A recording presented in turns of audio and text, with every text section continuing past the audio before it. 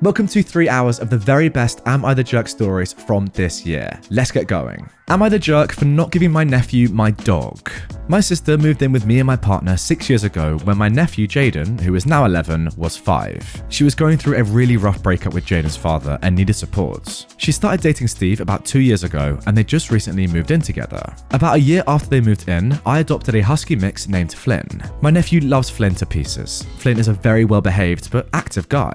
We have a fenced in yard for him and we also take him for 2 walks a day. He was kennel trained as a puppy while we were working on potty training. But now that he's older, we never lock him in his kennel. The door is just open with his dog bed and toys in there so he can lay in there as he pleases. Here is where our issue started. My sister and Jaden just moved in with Steve. Jaden was really sad to be leaving our home, but we tried to make plans so he could come back and visit whenever he wanted and encourage him to give Steve and their new family a chance. Jaden asked me if he could take Flynn to his new house. I was very sympathetic and had a serious conversation with him about it, but I told him the answer would have to be no. Steve is afraid of big dogs. He always avoided Flynn while visiting in our home and would make comments about keeping him in his cage. Also, as much as my nephew loves Flynn, he was never responsible for his care in any way, and I don't think he understands how much responsibility it takes. I thought that was the end of the story, but I recently got a phone call from my sister, furious that I wouldn't let Jaden have his dog. She said that Steve wanting to kennel the dog wasn't a deal breaker and I was just being selfish. I explained to my sister that Flynn needs a lot of exercise. We have a large fenced in yard, she does not.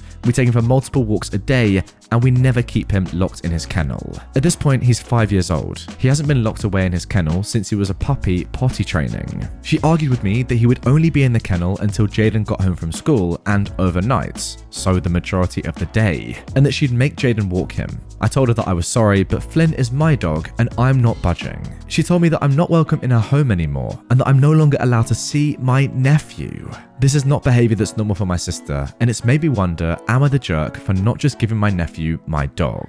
No, you're obviously not the jerk. You literally said it right there. It's your dog. You can do with it as you please. Yeah, look, obviously it's tough for Jaden having this dog removed from his life, but still, he can come and visit anytime he wants. The dog's not going anywhere. And also, it's not as if your dog would have a better life with your sister's family. In fact, it would probably be a lot worse. At the end of the day, you know how responsible you need to be for Flynn, and he's your dog. No, you're not the jerk. Am I the butthole for leaving my best friend and his friends stranded in an unfamiliar city? So, for background, my best friend has gotten into going to the Spartan races. Now, Spartan races are pretty much just endurance races with obstacles. He and a small group of his friends have started going to local ones, but recently heard about one in another state they wanted to go to and compete in, but they didn't have anywhere to stay. So they asked me if they could borrow my truck and trailer. I have a tow-behind camper for the weekend. I said no. I wasn't comfortable with them taking my truck and trailer, but that I would drive them and the camper to their events. We made the 3-hour trip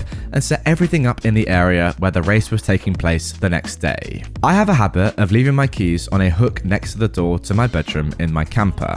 Remember this. Come nightfall, I went to take a phone call outside and ended up wandering around the grounds for over an hour. When I got back to the camper, the door was locked, and I was told by my best friend's older friend through the window that there wasn't enough room for me in my trailer. So I reached for my keys to unlock the door, but I realized I'd left them inside the camper on the hook in my room. So I called my best friend from outside, and all I was told was, "Sorry bro, nothing I can do." So I ended up sleeping in my truck that night, which I'd fortunately left unlocked by accident. Their race began at 8 a.m, and at 7, they came meandering out of the trailer and woke me up. No apology, by the way. While they were in their race, I hooked my truck back up to the trailer, closed and locked everything, and waited until just after they finished and had started walking back to the trailer. Think really wide open field. When I saw them coming, I started the truck and drove off the property, with them chasing behind. I made the 3-hour trip back home, declining call after call.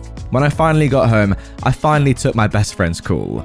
He started yelling at me, saying, "Why would you do this? We have no way home now." I just said, "Sorry, you shouldn't have made me sleep in my truck after I did you this solid." He told me that there were better ways to handle this than by leaving them in an unfamiliar city with no way home. I think he ended up calling his dad to come and get them. Is he right? Was there a better way to handle this? I felt justified until he said that. I'm kinda doubting my decision now. So, Am I the butthole? Okay, look, maybe there was a better way to handle this, but I also think this was so good and so justified. You did them such a solid by driving them 3 hours there, promising to drive them 3 hours back, and giving them a place to stay for free, and they just threw it back in your face. Not even letting you sleep in your own camper. That's insane. You know what, the more I think about it, there was no better way to handle this. You did exactly the right thing. They threw it back in your face and you were out of there. Good stuff. And also, if they're Spartan warriors, then really they should be running home. You know, it's all part of the program. Am I the butthole for not giving my son part of his trust fund early because he refuses to sign a prenup with his fiance? Some background. I have 4 kids. My eldest, John, who is 27 years old, was with my first wife, who died when he was 5. I eventually remarried and got 2 stepdaughters, Lisa, who is 25, and Anne, who is 18. Then my second wife and I had Mike, who was a 13-year-old boy. My wife and I made sure to give them comfortable lives. When John and Lisa graduated from university, we gifted them condo units. We'll do the same when Anne and Mike graduate. Also, all of them have trust funds that will be released when they turn 30. I'm quite proud of my kids. John and Lisa graduated from top universities. John has a high-paying job as an engineer, while Lisa pursued a master's degree in business while she worked in marketing. Eventually, she started her own marketing consulting firm while being a part owner of a spa. John recently got engaged to his girlfriend of 2 years, and they want to get married by the end of this year. She seems nice. However, she doesn't earn as much as him. My son spends a lot of money on her, on dates and expensive gifts. I understand that it's his money and he can spend it however he wants. She's also moved in with him in the condo that I gave him, and as far as I know, she doesn't pay her share of utilities and association fees. And now, John is asking to get part of his trust fund so he can use it for the wedding, since his fiancée doesn't have much money to contribute. Now, here is where I might be the butthole. I told him I'd release part of his trust fund early if he draws up a prenup with her. He got angry and told me I was being unfair because I released half of Lisa's trust fund last year to help put up her business. He told me that I was playing favorites. I told him that Lisa did something worthwhile with her trust fund, and while a wedding is worthwhile, I told him it doesn't seem safe to use his fund for a wedding for a girl who doesn't bring much to the table. I told him that I just wanted him to have some security by drawing up a prenup. He got angrier and said I was implying that his fiancée is a gold digger. My wife and the rest of the family refused to take sides. So guys, am I the butthole? Okay, interesting one. For me, I think that you are the butthole here, OP. I'm sorry, just my opinion. Now, I do think that you're well within your rights to not give your son half of the trust fund. I think that's absolutely fine because ultimately the trust fund's been set up to be released when they're 30. They're not 30. It's your money until that point, I think. That's kind of okay in my opinion. But the reasons you've given for not giving him the money are so bad. Like the fact that you've given Lisa money for something that you think is worthwhile, but then not giving your other son money for his wedding because you're not quite sure about the woman. That's not really your call to make, I'm sorry. And also, the fact that you've said that she doesn't bring much to the table is just downright rude. Like, who really cares? It's up to John, isn't it? It's not up to you. I guess I'm saying that suggesting the prenup is okay and not giving the trust fund money early is okay, but the reasons for doing that are really rude. Am I the butthole for making sexy poses while my neighbor kept recording me for no reason? My dad passed away recently, and he left me, a 26-year-old man, and my sister, who is 31, his house. It's super unkempt, so I've been doing lots of yard work outside in the mornings. I'm out there watering the grass in the mornings and evenings. Every single time I've done this, the neighbor right next door, who's like this older granny, comes out to her porch and straight up watches me without even hiding it. I introduced myself to her once and told her that me and my sister are the new owners after my dad passed, but it was obvious that she didn't want to talk. Next thing, she started coming outside with her phone pointing the camera right at me. I'm like, is there a problem? She says there's no problem as long as I'm doing what I'm supposed to. I asked her, why is she recording me then? She asked, what's the problem with her recording if I'm not doing anything wrong? It's just so freaking weird. I didn't even know how to respond in that situation. As soon as I finished up to go back inside, she went back inside her house too. And this happens every single day that I'm outside watering the grass. It's always the same excuse that she wants to make sure I'm not doing anything else, or if I do, it's on camera. So yesterday, I got fed up and decided to do something different. When she came out with her phone, I stuck my butt out and put my hand on my hip, looking right at her. At first, she was like, what the frick? But then she got really mad when I started wetting myself with the water hose and touching my neck while literally looking directly at her. Was it stupid? Yeah, but she put her phone away and started cussing me out instead for being a pervert. My sister told me later on that she came to the house when I was at work, talking about me sexually harassing her, making poses in provocative ways. My sister knows she's a pain in the butt, since she probably has nothing better to do with her time, but she still says I shouldn't have stooped to her level, making her uncomfortable right back. I feel like I'm right on this one, and it wasn't even that bad. It's not like I was grabbing my balls or anything, but I also can be dumb sometimes, so I don't know. You guys tell me. Was I a butthole? Hey look, if someone's filming you without permission on your private property, then you can do whatever you want, my friend. So making silly poses, sexy poses, hey, be my guest. If anything, she's the pervert for recording you. You're just doing your own normal poses on your own land, having fun, and she's the one that's got a camera out. Who's the real pervert, Granny? Yeah? Answer me that. Am I the butthole for going home after I got told to sleep on the floor? I'll preface this by saying that my husband has a friend, Carl, who he considers to be one of his closest. My husband sometimes calls Carl his nicotine because of how much he misses him and wants to spend time with him. They do everything together. They're even co-workers, working the same job. Unfortunately, Carlos's wife passed away from cancer 3 months ago, which caused him to distance himself. My husband felt devastated for him. He recently started spending more time with him and brought him meals and new clothes. We planned a 3-day vacation to another state. I made a hotel reservation for 2. But unbeknownst to me, my husband had invited Carl to come with us. This made me upset because it spoiled the entire vacation. I'm not trying to be dramatic. I only found out when he went to pick him up. I sucked it up after my husband explained that Carl is a recent widower who's been wallowing in grief for so long and needed this vacation. The problem is money is tight, and since Carl hasn't worked ever since his wife passed, he couldn't pay for his own room and we didn't have a budget for it. My husband said we should just share one room, and I again sucked it up since he said we'd be out all day on the beach anyway. First night, I was in bed when my husband and Carl got back. I got woken up by my husband telling me to get out of bed and sleep on the mattress he'd put for me on the floor, and that he and Carl would take the bed. I asked if he was serious, and he asked what else is he supposed to do. He said Carl was a guest, we can't let him sleep on the floor, and at the same time, I can't share a bed with Carl while he, my husband, sleeps on the floor. I told him I didn't sign up for this, but he told me to suck it and try to pull the Carl is a widower card. I told Carl to get out, then got up and got dressed to go home. My husband started yelling at me, calling me irrational, but I wasn't having it. I left the hotel and traveled back home. Carl didn't say anything when he saw me leave, except that I was making this non-issue an issue. When they got back, my husband refused to even talk about it, but still said I ruined this for Carl and us and acted abhorrently and disgustingly. I admit Carl is struggling and I might have ruined this for him, but I didn't even know he was coming. Okay, listen, I understand it. He is recently widowed, and that's horrible. I get that.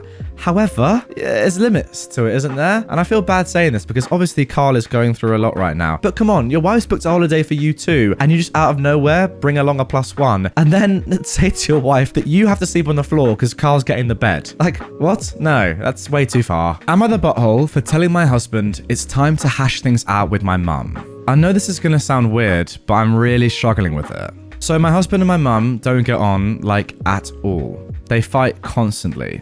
Admittedly, mum is the one who usually starts it, but my husband also escalates and refuses to let it go every time. It's exhausting for the entire family, and they don't even fight over something worthy, they just nitpick each other's words. My husband has told me many times that the solution would be that he stops going with me over to mum's house.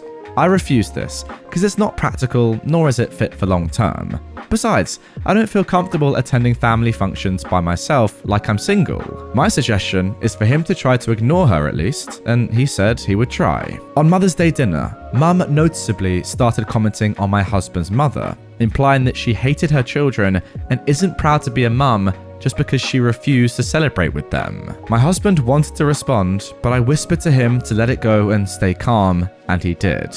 He still looked visibly upset, but he didn't say a word, which made me think that my solution might have worked. But I was wrong. Once we got home, he followed me to the bedroom and said, "Listen, I am never ever going back to that house ever again after all the trash your mum's done. I sighed and didn't say anything until he started throwing a fit about me watching my mum insult his and not wanting him to react. I snapped and told him he was acting childishly. He asked how, and I told him by giving out threats and saying he won't go with me to my mum's house again. He tried to make excuses, saying my mum created this situation, and he tried to put all the blame on her. I told him he's no saint either, he has his moments, and has a habit of letting things get this far. He said that I was the one who let things get this far, by not setting my mum straight. I told him his problem is with her, and that it's time that they hash things out once and for all. Just him and her. He sort of looked like I just offended him, and told me I was wrong, because this is my mum, and it's my job to put a stop to her shenanigans, and get her to understand that he was sick and tired of her BS. I told him he's an adult. Why should I defend him while he hides behind me? He was like, okay, don't get involved in the problem, but don't tell me how to deal with it. Then he walked out and stopped talking to me. He even took the couch, which made me think he was punishing me for something I didn't do.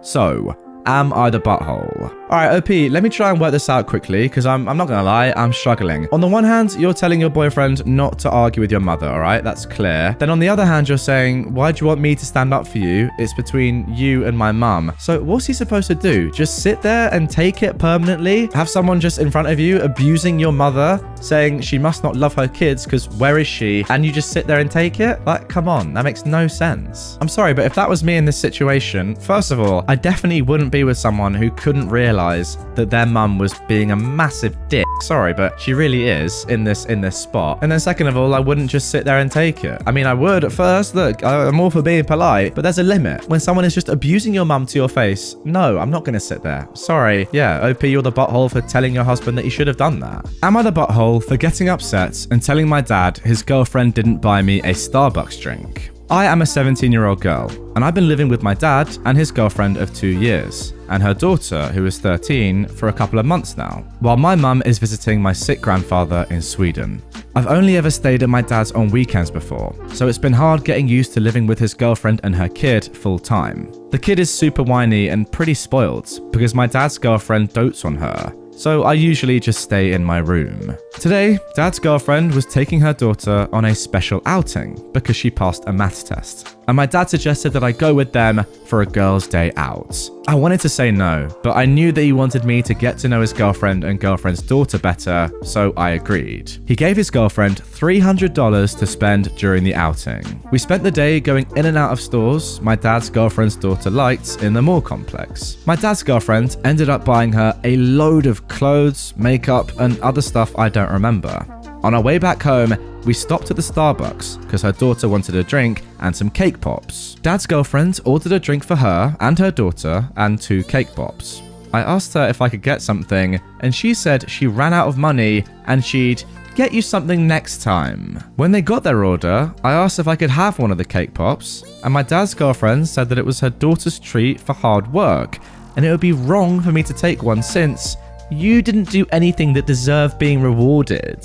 I'm not gonna lie, I was pretty upset. When we got home, my dad saw their drinks and asked where mine was. I told him that I wasn't allowed to get one because I don't deserve it. His girlfriend got upset and said that I was twisting her words, and her daughter just said I was being greedy and was jealous of her. Look, I know I'm not entitled to a drink or a cake pop, but I also don't think it's wrong to be a little annoyed. So, am I the butthole? OP, you are well within your rights to be annoyed here. Your dad gave his girlfriend $300 and she couldn't even afford to get you a drink at Starbucks. Yeah, that is entitlement 101. And by the way, you were entitled to a drink or a cake pop. It's your dad's money. I know he gave it to his girlfriend, but come on, you're there with them. And it's your dad. She can't get you one drink at Starbucks, are you joking?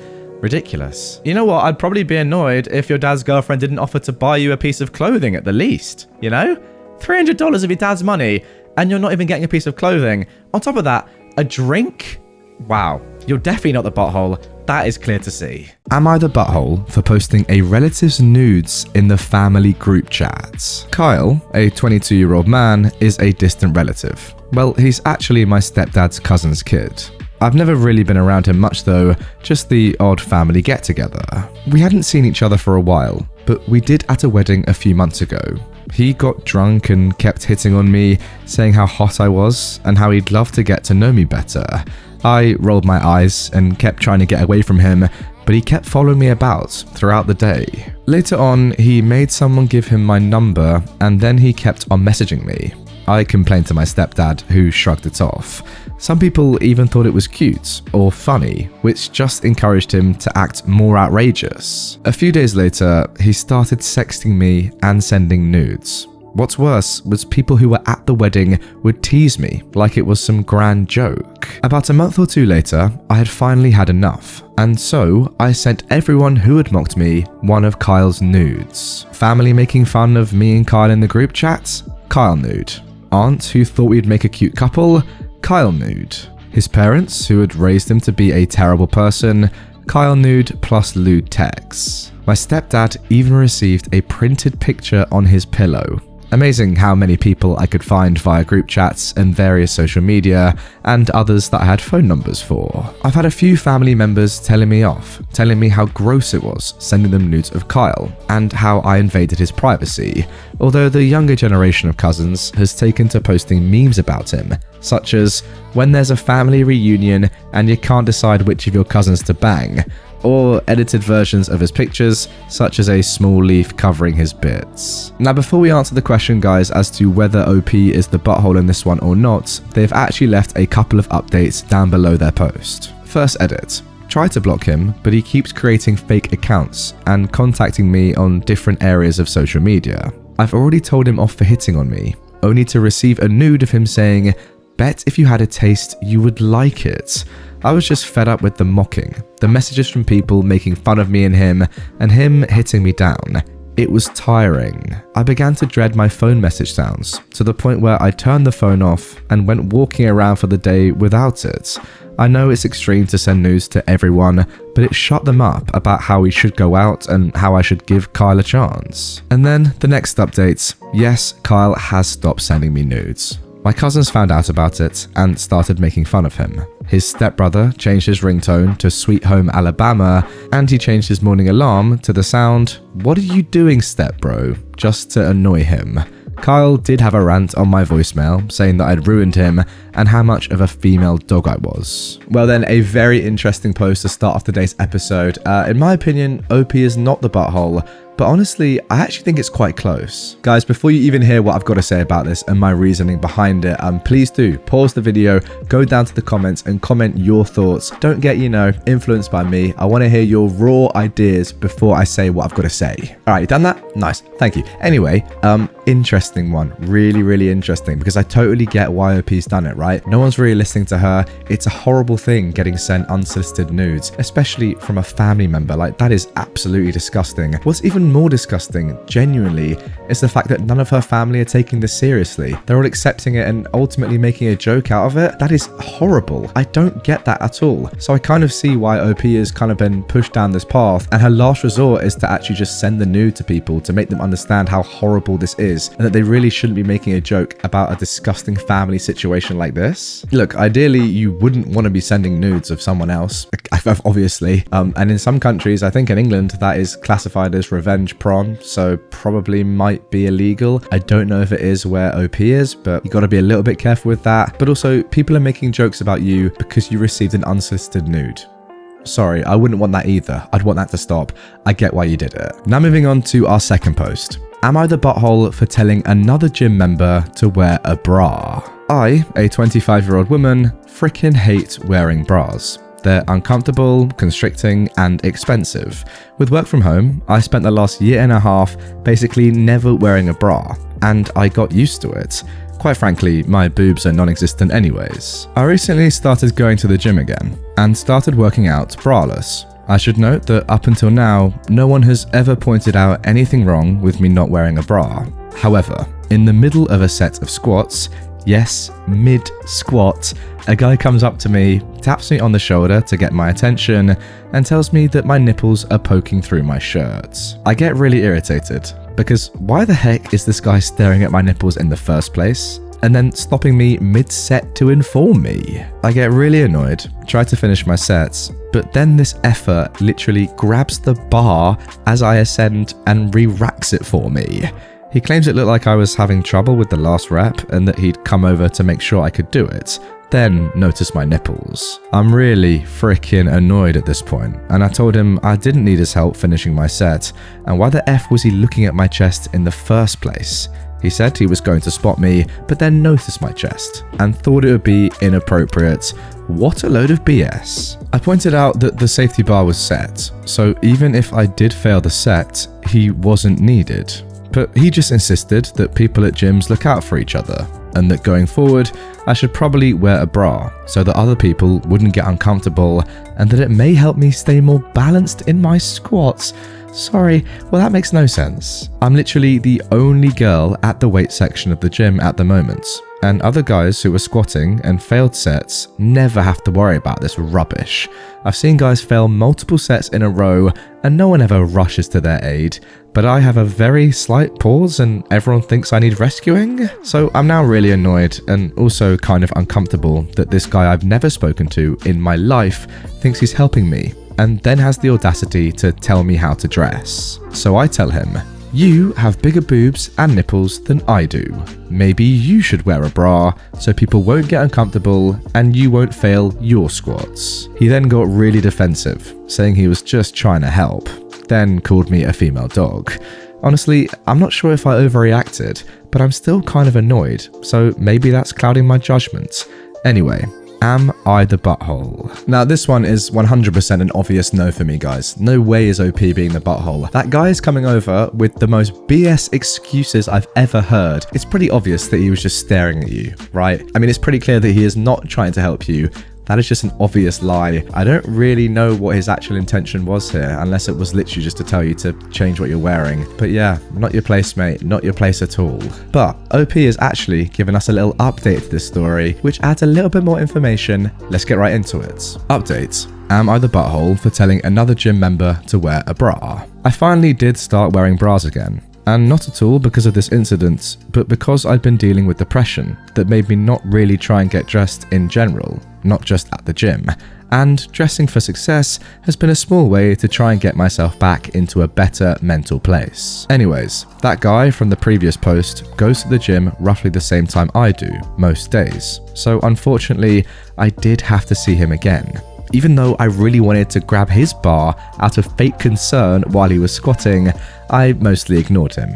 Until 2 days ago. I was deadlifting and recording myself to check my form. The guy comes over and says something like, "You know sumo is cheating, right?" Now, I get this comment a lot, mostly from men half joking, and it's annoying, but I just completely ignore him. He then repeats it a little louder, and I continue to ignore him. I guess he sees that I was recording myself, because then he asks if I have an Instagram. I don't post my lifts on Insta, and if he could follow me. I keep ignoring him. This is what I'm talking about, guys. It's clear that this guy has some ulterior motives. He's not trying to look out for you, or help with your lift. He's just being a little perv, I'm sorry. Finally, he says something like, "See, your form is so much better now that you're wearing a bra." And I frickin' lost it again. I screamed at him that he's a disgusting, harassing POS. Honestly, I don't remember exactly what I said, but it was admittedly very vulgar and it did get a lot of attention. A worker came over and asked if something was wrong, and I said that the guy was sexually harassing me for 2 weeks, and then I asked to speak to a manager. The guy denied it and said he was just trying to help and that I was being sensitive, but either way, the manager asked what was going on and got both our stories. Now, because I'd been recording my lifts, I actually had a video of him where he commented on my bra. So the manager gave him a 30-day ban and told me that if he ever bothered me again, to let her know and she would permanently ban him. So I do feel kind of vindicated, but I also feel a little frustrated that just one man actually saw consequences for this kind of behavior towards women in the gym. It is nice to see someone have repercussions for their actions, but it's also exhausting dealing with this kind of thing constantly at the gym, even if it isn't quite as overt. But I guess I'll have to keep calm and lift on. You see, guys, I freaking knew it. I knew there was something going on here. I knew it was fishy. He wasn't just trying to help you out with your lift. What an absolute BS excuse that was. As soon as you go asking for an Instagram, it's so obvious what your intentions are. This guy's just a creep. Sorry, he can't keep himself to himself in the gym. Creepy bloke. What a mug. As for the manager, thank God that she actually stood up for you. I mean, to be fair, does it help that she was a woman? You know, as you say, this stuff I assume goes on a lot of the time. And if it was a male manager at this gym, is there a chance that the punishment on this weird, creepy bloke might have been less severe? You know, no threat of a permanent ban? I reckon, unfortunately, that might be the case. This sort of thing definitely goes on more than I realize. Girls, women, comment down below. Does this happen at the gym a lot to you or just in life? I'm really sorry if it does. I kind of imagine that it does. And also, guys, goes without saying, don't be like this person. Like, I know none of you would, but you know, don't be like this weird, creepy bloke. Just, if you're going to go up to a girl, at least be nice to her. Don't do this rubbish, please. All right then, now moving on to the final Am I the Butthole post of this episode. Am I the butthole for dancing half naked in my living room, leading to my boyfriend and his family seeing me? This is so embarrassing, but I can't take it anymore. I have to know if I'm in the wrong here. I need to apologize if so. I, a 21-year-old female, was told by my boyfriend, let's call him Nate, who's 26, that I'd get the house to myself for the weekend. He said he had to go visit his parents to take care of a property-related issue. I was pretty excited to have the house to myself because I've been living with Nate since I was 19 and I miss living alone, though Nate is the love of my life and in no way a trouble to live with. I had this tradition of spending a lot of my weekends baking while in my lingerie. I don't know, it makes me feel pretty. Yes, I know it's stupid, but it just makes me stupid happy, with music and dancing. Super embarrassing to admit, but I also do silly things like pretending I'm a Victoria's model or a singer, and I sing along, loudly. I mention this because this means the house is usually a mess. My dresses are all over and the music is super loud, which is obviously not okay. Now I hadn't done that in a long time because Nate hates loud music and he's not a fan of my cupcakes. So I decided to do it on this weekend. It's a Sunday and I put on What a Feeling by One Direction and it's super loud. I'm only wearing lingerie, the Victoria's kind, so it's lacy as anything, which I regret so much looking back. Now my boyfriend used his key to open the door and I didn't hear him come in because, like I said, it's loud in the house and I'm also in the kitchen living room area. Apparently, he wanted to surprise me. Nate brought his mum, dad, and his sister's 2 kids. They're about 10 years old, I think. They come in and there I am, frozen in a dance pose like an idiot. I quickly ran to our room, yelling, "Sorry, wasn't expecting anyone," putting on clothes when Nate came in. He was so angry. He said I was acting like a child and that I'd embarrassed him. His parents wanted Nate to drop them back as soon as possible, refusing to stay. And his mum called me a lot of names, saying the kids had seen everything and that made me feel really guilty. Now here's where I'm losing sleep over this. On the one hand, I didn't know they would come in. I locked the door too, so I feel like I didn't do anything wrong. I planned on cleaning up my mess before Nate came back as well. Also, Nate and his mum insulted me a lot. But when you look at it from their perspective, I was behaving like an immature person. The house was a mess, I looked a mess, there were baking supplies scattered. Nate just wanted to surprise me and do something nice. Nate is still not completely talking to me, and I don't know how to face his family. I also know his sister told him to make me behave or something, so I feel like I need to apologize before things get worse. But I can't decide for sure if I'm in the wrong here, so I need your help. Now guys, at the top, OP has also said, and this might explain a little bit the quite strong reaction to be fair, Nate's family is also really conservative, and he was brought up like that as well. Someone mentioned I should have added in this. Yeah, fair enough. Also, she's from the US. Okay. I mean, this one, I don't really know if I can give my opinion, because if I was your boyfriend in this situation, that is the sort of behavior I'd be encouraging. You know, having fun, doing what you love doing, chilling out, relaxing, going crazy, whatever. Do what you want to do. It's your life. live it, right? But, you know, I'm not Nate, and, you know, I'm not a really conservative Christian. I just am someone that lets people do what they want to do if they're having fun. But hey, you know, that's me. You like Nate, you love him, he's the love of your life. Maybe you knew he'd react like that. I don't know. It feels pretty weird though, like not speaking to someone just because they were having a good time dancing semi-naked. I mean, not even naked, right? You still got clothes on. Weird one. If that was me in that situation, I'd be applauding you. I'd be saying, yes, keep going. It looks like it's a lot of fun. And I'd probably join in. Not gonna lie. Do you have any spare lingerie lying around for me to whack up? That's a bit too far, but you know what I mean. But listen, you lot, that is not the end of this post because OP has provided us with an update. Alright, so after reading what everyone wrote, I quickly realized that what Nate did was so wrong. A lot of great mums in the comments also helped me understand the fact that even conservative mums, like Nate's, wouldn't react so rudely. It hit me like a wave when I realised what my life had come to. I didn't say anything to Nate about the Reddit post, but he must have figured out that I was upset at him.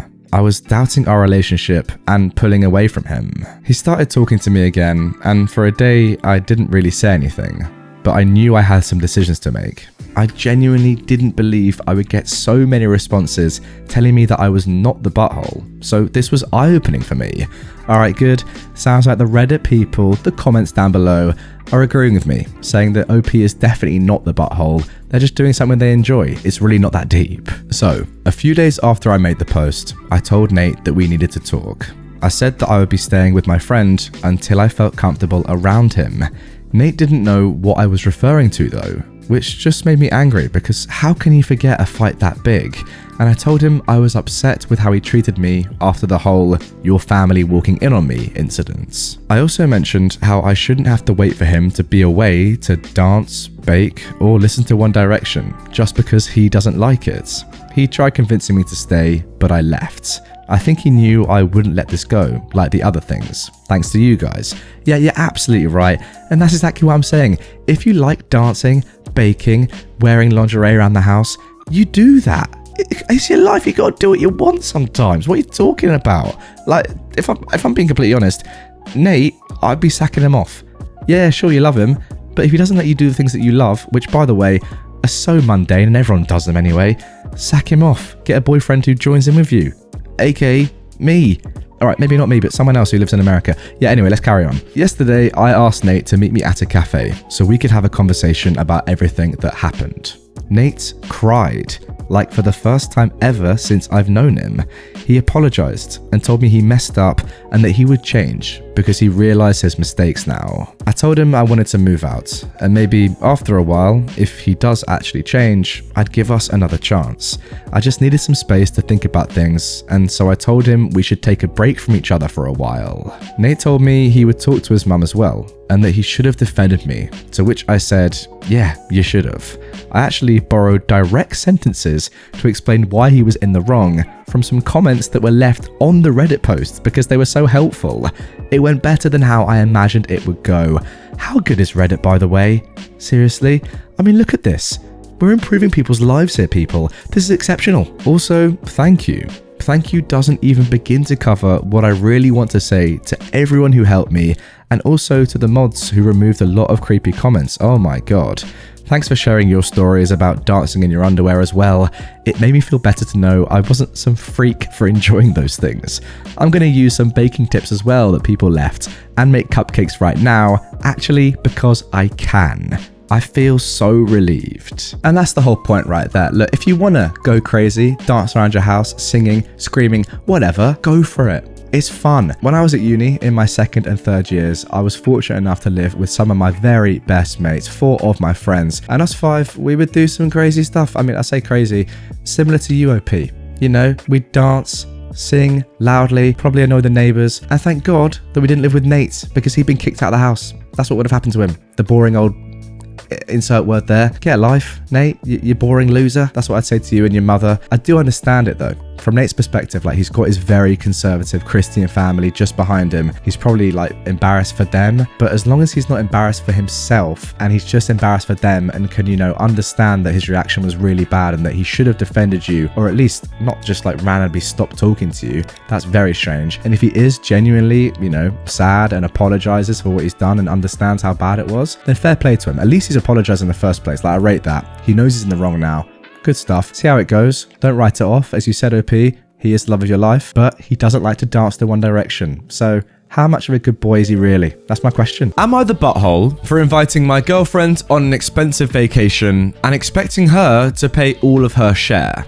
I make a lot more than her. My girlfriend, myself, my parents, and my brother and his wife all went on vacation in another country a week ago. My brother and I were the ones who did most of the planning of the itinerary, although we did ask everyone else for input. For background, I make around $150,000 as an IT consultant. My girlfriend is a teacher, making $45,000. My parents are pretty affluent, as well as my brother and sister-in-law. My girlfriend knew this trip was coming up and took on a second job waitressing on the weekends for several months to get ready for it. We've always split things 50-50 in the 2 years we've been together. There were a few times on the vacation where she did not go on outings with us, wine tasting, scuba diving, etc. She also would only eat 2 meals a day, simply stating that she was on a budget. My family does favor more high-end, expensive places. My parents, though, thought it was very strange that she only eats 2 meals a day, although normally she eats 3. When we got home, I asked her why she skipped out on several of the outings and only ate 2 meals a day. I mentioned how I heard her stomach growling one night and said I was concerned about her having an eating disorder. She got teary-eyed and said that 3 meals a day wasn't fiscally feasible for her, and neither were the outings that she chose not to go on. She went on 3 of the 6 outings. She said she wasn't expecting everything to cost so much and that she was overwhelmed. She also said she doesn't know if this is going to work long term, if she's expected to go on vacations like that with people who make so much more than her. I feel bad that I didn't pick up on her discomfort sooner, but we did agree to split everything 50-50, and I don't know why she agreed to come if the cost was an issue. Guys, not gonna lie, I've done quite a lot of videos now on this subreddit, and this guy, hands down, is the biggest butthole I've ever come across. I'm sorry. I mean, dude, I don't want to like mug you off or anything, but you're earning 3 times as much as your partner. You're still splitting stuff 50-50 to the extent that she is having to get a second job after already being a teacher, which everyone knows is a criminally underpaid position, to even, you know, go on the holiday. And even on that holiday, she's so financially aware of how much stuff is costing that she can't even be comfortable. She can't even go and eat with you. She's having 2 meals a day. She's having to starve herself and not go on any of the outings because she's so worried about money. And I blame you. So, what an absolute dick. Sorry. As always, guys, leave your comments down below. If you think I'm being too harsh, fair enough, but I'm sorry. This guy is up there. He really is. All right, then moving on to our next post. I can't actually remember a video that has started with someone being as blatant a butthole as that before, but anyway, my classmates saved goldfish by releasing them into the ocean. I called her an idiot. My classmate recently made a TikTok and she showed a group of people at lunchtime it. They were next to our table, so I overheard the girl say, "Hey, look at my TikTok I made. Come check it out." And in it, she explains how she rescued goldfish from the pet store, releasing them into the ocean so they can live free. Oh, sorry. What? What's sorry? What is that? She explains how she rescued goldfish from the pet store and released them into the ocean so they can live free. What am I reading, guys? I was horrified upon hearing this. I love fish, and I have several aquariums, so I'm fairly knowledgeable on them. I walk over and I ask her to show me the video, and I facepalmed. She asked me why, and I said, "You realize you're actually stupid, right? Like, this is one of the dumbest things I've ever seen." Her friend says, "Well, that's just rude. Why would you say that? Because she cares?" To which I had to explain that goldfish are freshwater fish. They can't survive in the ocean because it's saltwater. So literally, all of those goldfish were dead in minutes. They basically choked to death as salt filled up their gills. Lastly, you never release animals into the wild. There are goldfish that are destroying our rivers and lakes because of idiots like her. They say that I'm a bully and walk away. I later actually get called into the principal's office, who told me I was expected to apologize. And I said no, I stand by what I said. Screw ignorant people who destroy the environment. My parents were called over and I got sent home. And my parents are actually angry that I refused to apologize. I might end up getting suspended. I mean, seriously, maybe you were a little bit strong in the way that you were telling this person about, what they shouldn't be doing and that they were being an idiot, but they were. So I don't really get it. You're definitely not the butthole, by the way. And also, it's clear that you're just way more clued up on the environment and also, fish in general than this person. Maybe you could have said, maybe you could have tried to go with, the educational route, but they were just stupid. They've killed fish. Let them know they're stupid. Why not? I can't get suspended for that, surely. That's an absolute joke. Now moving on to our third story. Am I the butthole for calling my sister-in-law a racist after she compared my cooking to making kung pao chicken? For some context, I've been married to my wife for roughly 10 years, and we're a mixed-race couple. I'm Asian and she's Caucasian. Now, I've gotten along with the majority of her family, her mother, brother, sister, but I've always felt like her father and other sister, Sarah, never liked me. I'm a professionally trained chef with 15 plus years of experience, and I work at a high-end Chinese restaurant, a spin-off of a popular one in Beijing in a large US city. My crew and I have won several awards, and I've been explicitly told I'll be the next executive chef. Now, Sarah, my sister-in-law, is also a professionally trained chef and works at a popular upscale French restaurant in the city. She constantly brags about it and, no joke, compares herself out loud to Ramsay and Bourdain. Whenever I'm at my mother-in-law and father-in-law's house and helping out in the kitchen, Sarah always criticizes everything I do.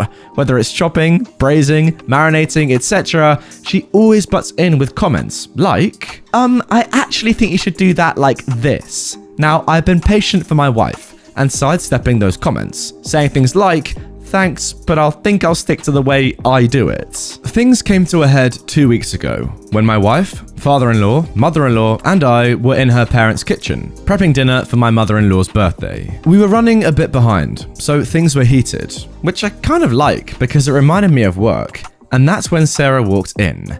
She took one look at what I was doing, scoffed, and said something like, oh, wow, okay, so that is not the right way of doing things. It hit a nerve, and I pretty sternly told her to stop criticizing my cooking, and that I'm also a chef like her. She laughed and said, making kung pao chicken at some Chinese restaurant doesn't count. The kitchen went silent. My father-in-law snorted, chuckled, and my mother-in-law said, Sarah, what is wrong with you? I stopped what I was doing, swore at her and called her a racist POS, apologized to my mother-in-law for not being able to stay, and left for home with my wife. Apparently, this caused a massive fight after we left, with my mother-in-law, brother-in-law, other sister-in-law taking my side, and my father-in-law and Sarah saying it was a joke but kind of true, and that I was being too sensitive. The extended family somehow got wind of this, and now everyone is arguing and taking sides, with my wife even getting texts from some of her cousins apologizing for Sarah's behavior.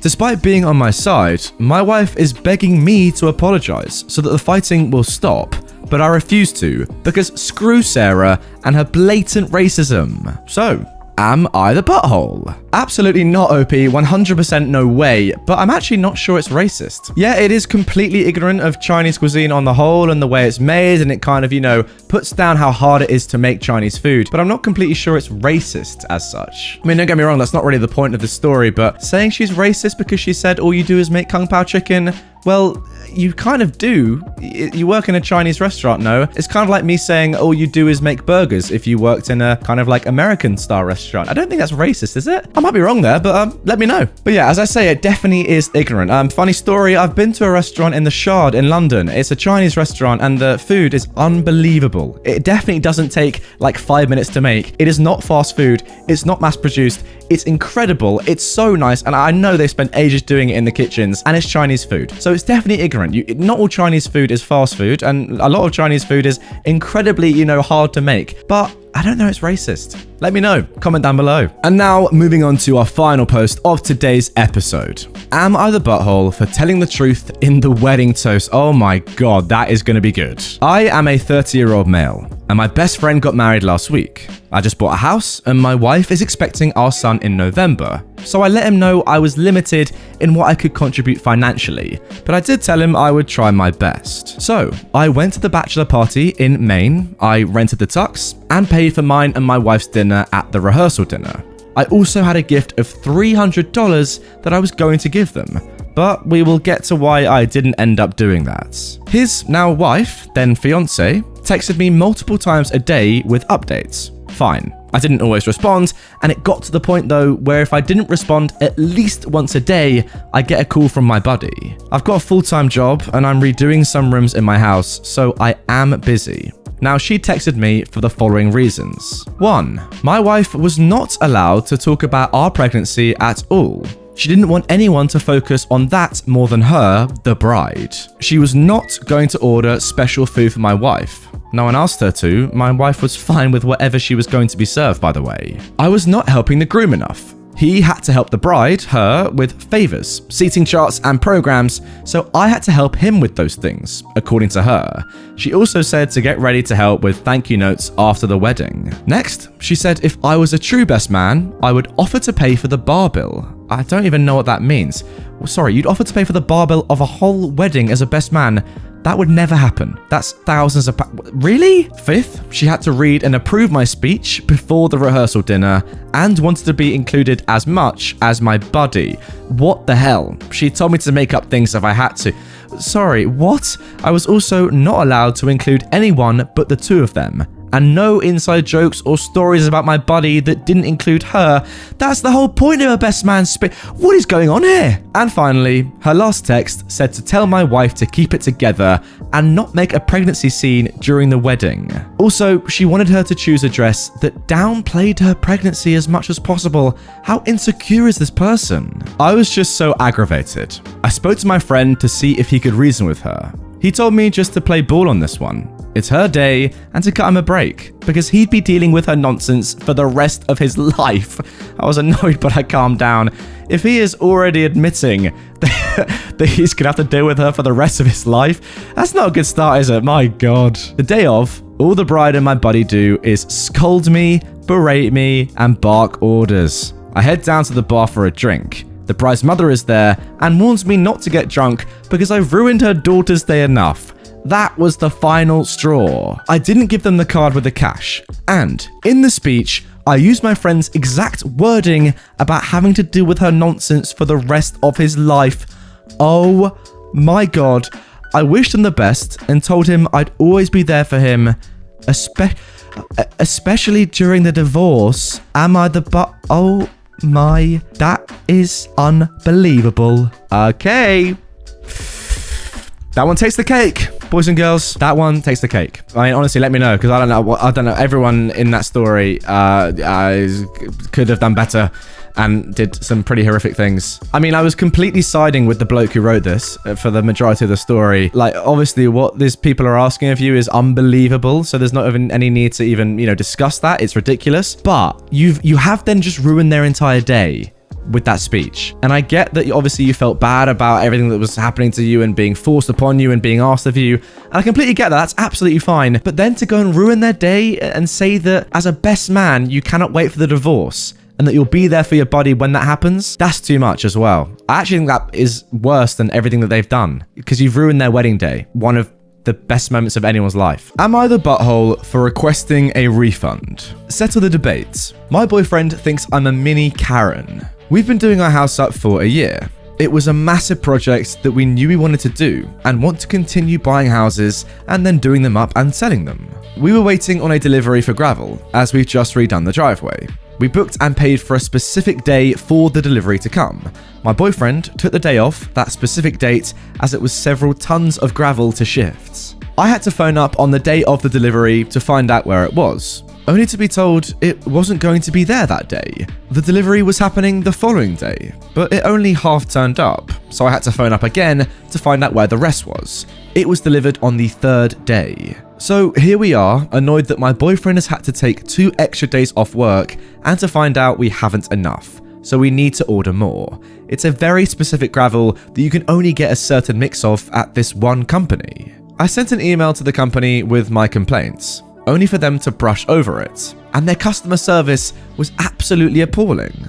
I ordered the next lot begrudgingly. We book and pay for a specific delivery date. The date comes and goes. The delivery is a week late, but we haven't been told this. The late delivery dates are found out by me contacting them, not them letting us know. I've asked for a partial refund of the second delivery, as we've had poor customer service twice now and late delivery dates both times. This has resulted in my boyfriend taking days off that he shouldn't have had to. Now, my boyfriend says that I'm being a Karen for asking for a refund, but we didn't get the service we paid for. So guys, am I the butthole for wanting and requesting a refund? Alright then guys, this is where you come in. Before I even start to give my opinion, please do leave your comments down below. Do you think OP was a mini Karen, a butthole in general in this story? I think it's a quite obvious one, to be honest, but I'll let you say your thoughts quickly and then I'll get onto mine. For me, there's no way you were a Karen in this story. You ordered the service and yeah, you did eventually get the whole delivery, but at what cost? The time that it must have, taken up of your boyfriend, of you even, the stress of not being able to go into work and do your job because you're waiting for a delivery that doesn't come or comes in parts and is insufficient. Nah, there's no way you're a Karen for requesting a refund there. To be fair, the company not reaching out to you and saying, by the way, this delivery is going to be delayed, and you just having to take that, I'd be wanting a full refund. Sorry, the inconvenience of that is incredible. And yes, you did get it eventually, but come on, that's ridiculous. Now for our second post. Am I the butthole for not being honest about liking my birthday gifts? So, my birthday was 2 weeks ago. One of my good friends, Emily, got me a gift that was completely not my taste. It was a really weird looking sundress from a brand I never buy from, in a style I'd never wear. I typically dress in a more androgynous tomboy style. I was kind of surprised because she normally gives amazing gifts and has gotten me really cool stuff in the past, but because she's one of my closest friends, I didn't want to hurt her feelings. She included the receipt anyways, so I figured I'd maybe exchange it, although the brand is not what I'd normally buy from. Anyways, I thanked her when she gave it to me, feigned some joy as I opened it, and took it home with me. In my head, I was just happy to have gotten a gift. Yes, it wasn't my style, but it was still thoughtful of her to get me a present. I chalked it up to her maybe pushing me to try something new, and moved on with my life. Today, we were supposed to get lunch, so I thought I'd wear the dress to meet up with her. When I showed up, she seemed really shocked and even angry, and we had a pretty tense, awkward meal together. Later, I got a long, angry text from her talking about how disappointed she was. Apparently, the whole thing was a prank. She purposefully got me a dress that I'd never buy myself, that she knew I wouldn't be caught dead in, to see if I'd be a good friend and tell me the truth. She'd seen some dumb video on social media about giving people bad gifts on purpose to see if they're honest or not. Emily expected me to open her gifts and gently tell her it wasn't what I really wanted, and thus pass her test. Apparently, she was planning on giving me my real gift, a vinyl of this band I really like, after I told her I didn't like the fake one. But since I lied, I didn't deserve it. I'm really taken aback. Like, what the F? Who does that? She called me a butthole for lying to her face about loving it, and I just haven't replied to her since. I genuinely don't know what to say. The situation is just out of pocket. This is really unusual behavior for her, or for anyone I'm friends with, and I really don't know what to think. So, am I the butthole? Is this normal? All I'll say on this one, obviously apart from the fact that doing this sort of prank is just weird as anything, and not to believe those sort of videos you see online that do these silly things. If you are really close friends with somebody, best friends, you don't need to do some silly tests like this to test out if they really care about you or not. If you're good mates with somebody, it's pretty obvious. There's no need to do this sort of stupid thing. I mean, seriously, put yourself in the situation with one of your close friends. If they got you something and they said, look, this might not be what you normally like, but have a go, please try this on, see if you like it, I thought I'd try something different. Are you going to say to them, you know what, no, I hate you, this is terrible? No one in their right mind would do that. Doesn't matter if you're best mates with them or not. You don't want to hurt someone's feelings unnecessarily. I just don't understand the logic here. No, of course you're not the butthole OP. Your friend, though, definitely is. And now moving on to our third post. Am I the butthole for inviting my sister to live with me across the country after my parents tried to charge her rent at 18 years old? My sister is 18 and she's finishing her senior year of high school. She's finishing remotely. My parents decided to start charging her $550 rent plus utilities on her 18th birthday. Around this time, I went from working at home to returning to the office. I offered my sister my spare room that I'd been using as an office to live in for free, but she was too proud to accept it for free, so I said, alright, $200 a month, since I thought it was ridiculous that our parents were trying to get so much cash off a high school kid. I'm not telling her this, since I want to give it as a gift, but I'm going to put the money she gives me in savings for paying for her trade school classes after high school. Anyway, my parents got really mad. They said that I'm moving their high school daughter cross-country from New York to Colorado before she's even finished high school. That if she lives in Colorado with me, she's not going to be responsible enough to actually go to a trade school like she was telling the family she was planning after high school, and that I was ruining her future. They also worried that the school will have issues with them as parents if their kid is living in a different state and not in the school district during the last bit of senior year. I told them that if they wanted to treat her like she's all grown and charge her rent and utilities, then why are they getting mad when she does something like an adult? And she says she can handle things with the school, so let her do that as an adult. My parents are really mad at me and say I'm ruining her life. Am I the butthole for letting my sister move in with me even though she's still in high school? Sorry, so your parents are angry at you for letting your sister stay with you for free and ruining her life, yet they're the ones that are trying to charge her $550, what's that, $6,000 a year, roughly, to stay at their own home. So who's the one ruining their life there? Incredible scenes. I have to say, would you rather live somewhere for free or for even $200 a month or $6,000 a month? It's a pretty, conclusive answer there. Imagine your own parents charging you at 18 to live at home, $6,000 a year. That is mental. And they're the ones accusing you of ruining someone's life? Crazy. And now moving on to our final post of today's episode. Am I the butthole for not talking to my cousin and not going to her wedding over a prank and potentially ruining her relationship? Okay, so this is much different than it sounds. My cousin, Millie, who's 30 years old, is an ER nurse. Her birthday was a few days ago, and we planned a birthday prank, which was leaving a fake snake on her cake. It was all fun and games, because we do this every year to every family member. Well, apparently this year, Millie didn't want it, so she was pretty annoyed at the fact we did it. Now, a few days ago while I was in school, I got a call from Millie during lunch. I thought it would be her saying she's picking me up. Well, no, it wasn't. Millie proceeded to tell me that my mother had passed away in a car accident. My heart dropped and I felt like puking. My mother and I don't have the best relationship, but I still love her.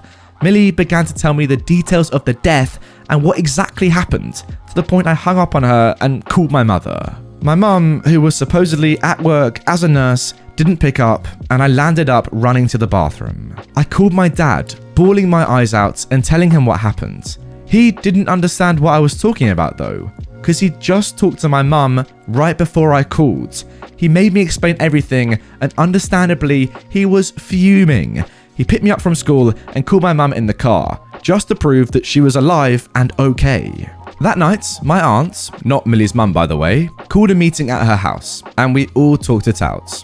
They all were pretty much disgusted with Millie, as she tried to justify her choices, but she did land up apologizing. But I got up and stated that I didn't want to talk to her ever again. Now, Millie is engaged. Her wedding is coming up soon, and I was supposed to be a flower girl.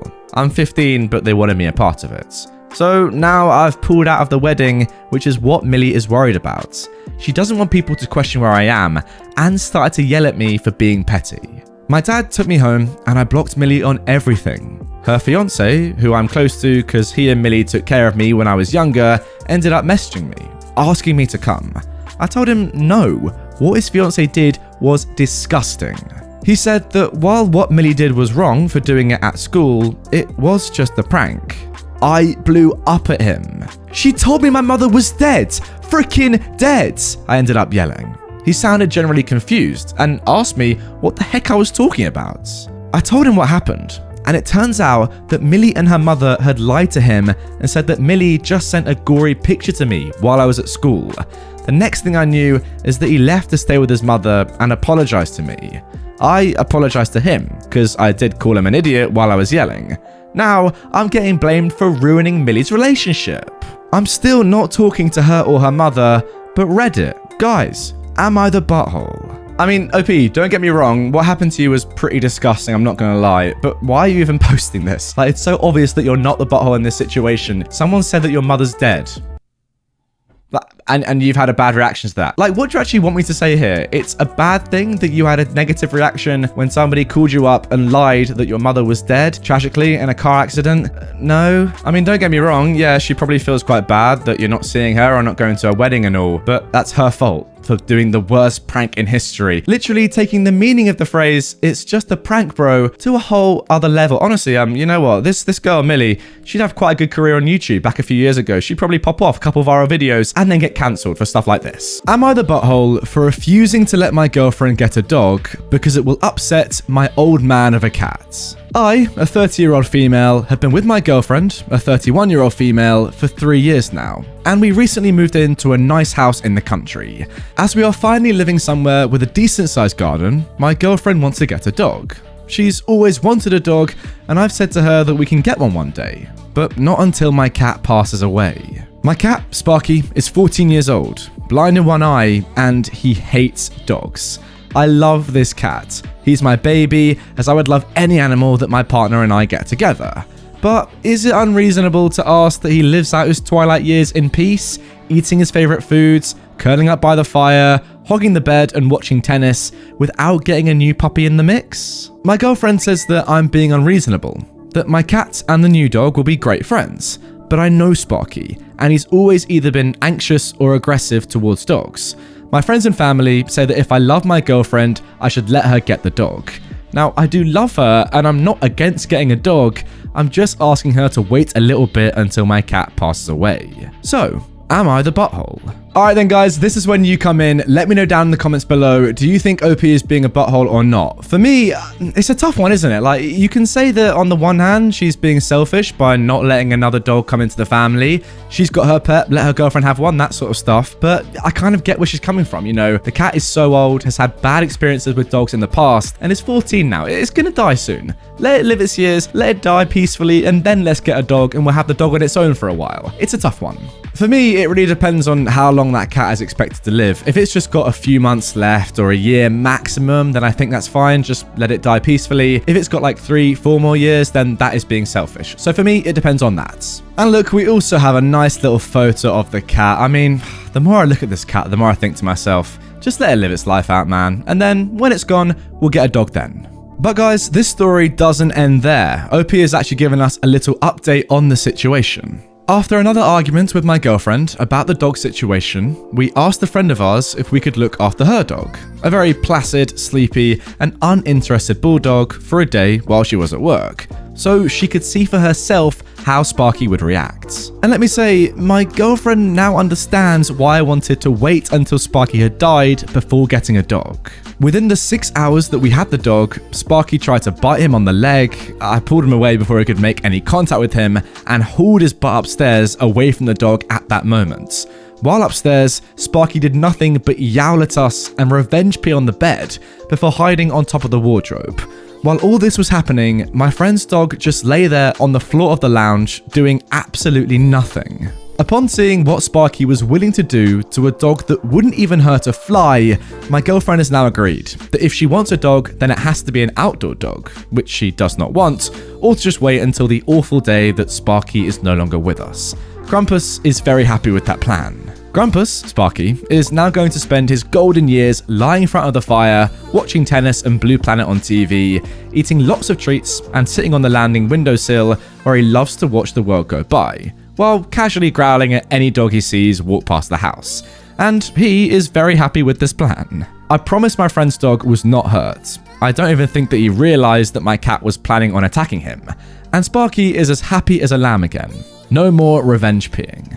Well, yeah, there we go. Probably for the best then that you just wait a little bit of time before getting a dog in, because with that reaction, with a dog that is so calm and peaceful and really not doing anything to annoy the cat at all, imagine if you got a new pup in who was loud, annoying, untrained. Jesus, that house would be like a zoo. So yeah, probably for the best. It's a shame that your cat hates dogs, but some cats do. What are you going to do to them? Nothing. Put them on naughty step? I don't think so. So I guess just, wait until it dies. Pretty nice. Now moving on to our next post. Am I the butthole for faking sleeping all night to see if my wife is lying? The past couple of months, my wife has been complaining about our cats. She's been complaining that the cats wake her up constantly and that she's very frustrated every night that she has to get up and open the door for the cats, or the cats keep making noises, or the cats keep jumping on me.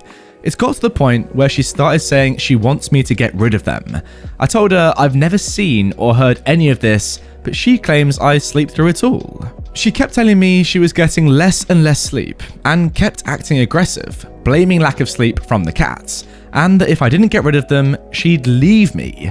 I legitimately started considering giving the cats to my sister until I noticed something. One morning, she claimed she'd gotten up multiple times throughout the night to help the cats. She listed a bunch of times. I thought it was weird because I'd been up until 4 a.m. and she claimed that she got up at 1 a.m. to open the door for them and a few times around 3 a.m. because they were meowing and jumping on me. I was in the bedroom the entire time while she slept, and I know none of that happened. Things weren't adding up, so I decided to run a test. I waited until she said she was going to bed. Then I let the cats out of our bedroom, lowered my phone brightness, and faked going to sleep. I just laid there in bed for the entire night, bored, but I definitely didn't fall asleep. I made sure to make timestamps every 30 minutes on my phone through Discord just to be sure. I marked down every noise my cats made. One cat had jumped down from something and made a little sound at 3:18 a.m, and one ate food relatively quietly by the bedroom door at 4:57.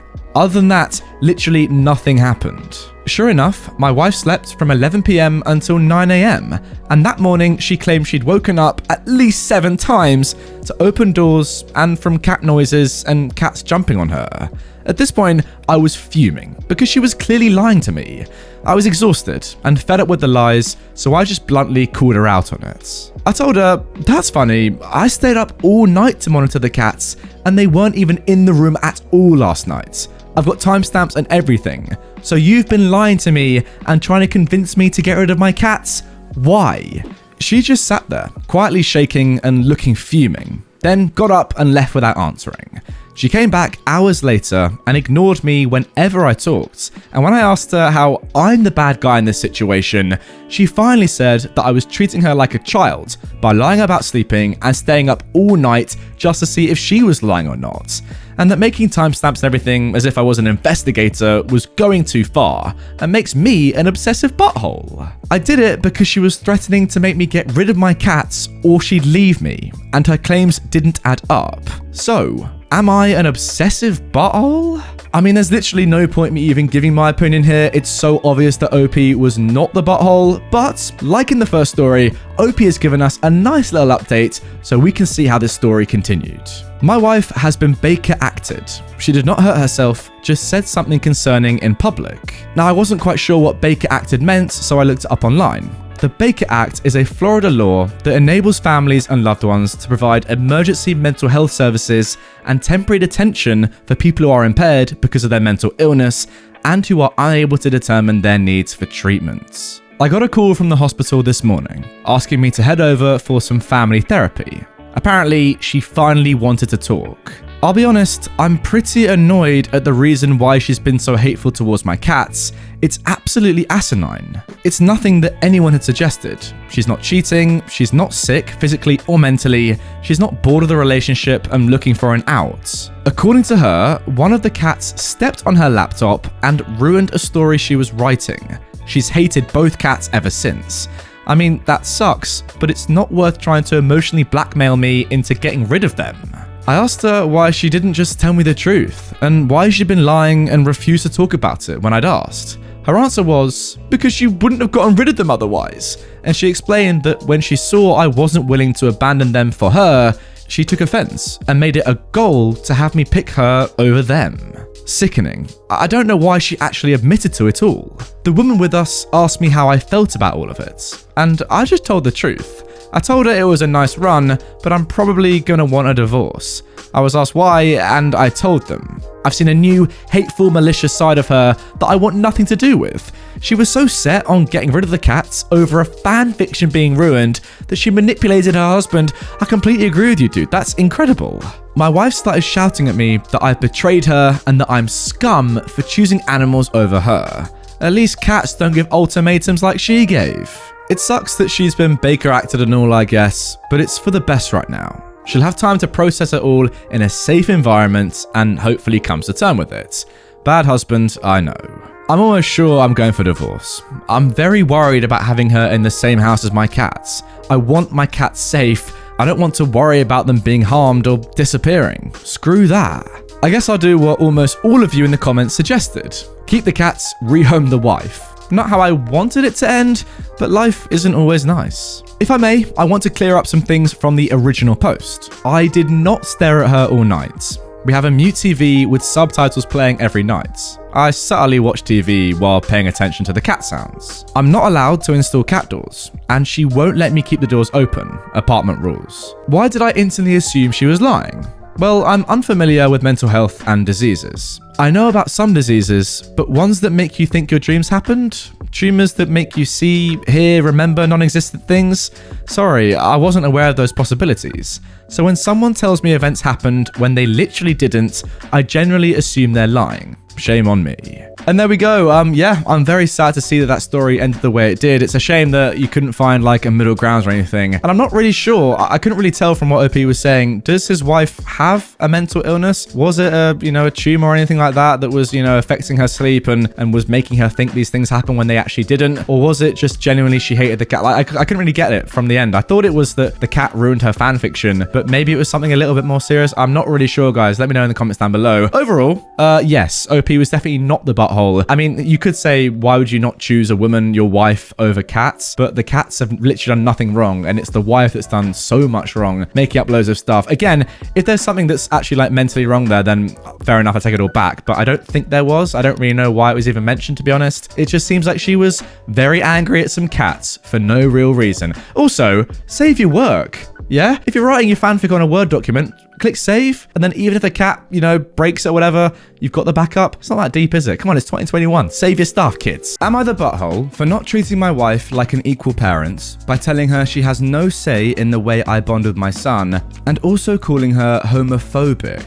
When I, a 37-year-old man, was 17, I got my then girlfriend, who was 16, pregnant with twin boys. Her parents didn't want the babies to ruin her future, so they said that I had to either take them or give them up for adoption, because she was not raising them. I wanted to give them up, but my parents told me not to. For the first 7 years of my boys' lives, I didn't act like a father and was more like a big brother. They knew I was their father, but we never bonded like father and sons. When I was ready to move out, I wanted to do it without them, but my dad let me know it was my responsibility, so I had to take them. I didn't want to at first, but I'm glad it happened. Then we started bonding as father and sons. I started loving them, and their love for me increased. I remember the three of us would sit on the couch to watch movies, one on my left, one on my right, while I wrapped my arms around them. They'd put their heads on my chest, and I often kissed their forehead. We've been doing this since they were 7. I met my current wife 5 years ago. My kids were 15. We married 3 years ago after we welcomed our daughter, a 4-year-old now. Now, my wife saw me doing this with my kids when we watched movies and never said anything. My kids are no longer living with us because they left for college, but they come to see me every now and then. My boys are now 20, but they still like to put their heads on my chest while I wrap my arms around them. They do it every time they visit and I'm watching TV. My son, Liam, visited me 2 weeks ago. He came out to me as gay and introduced me to his boyfriend. I don't care how my kids live their sexuality or who they love. I love them no matter what. I just want them to be happy and I don't feel any different. And it doesn't make me feel uncomfortable to hug them or kiss his forehead, but it seems that my wife is a little uncomfortable. My son visited me again last Wednesday. Since he was here 2 weeks ago, this is the first time he's been officially out with us. I was watching Red with my daughter. She was on my left. Then my son Liam arrived. he was tired and sat on my right. He put his head on my shoulder while I wrapped my arm around him.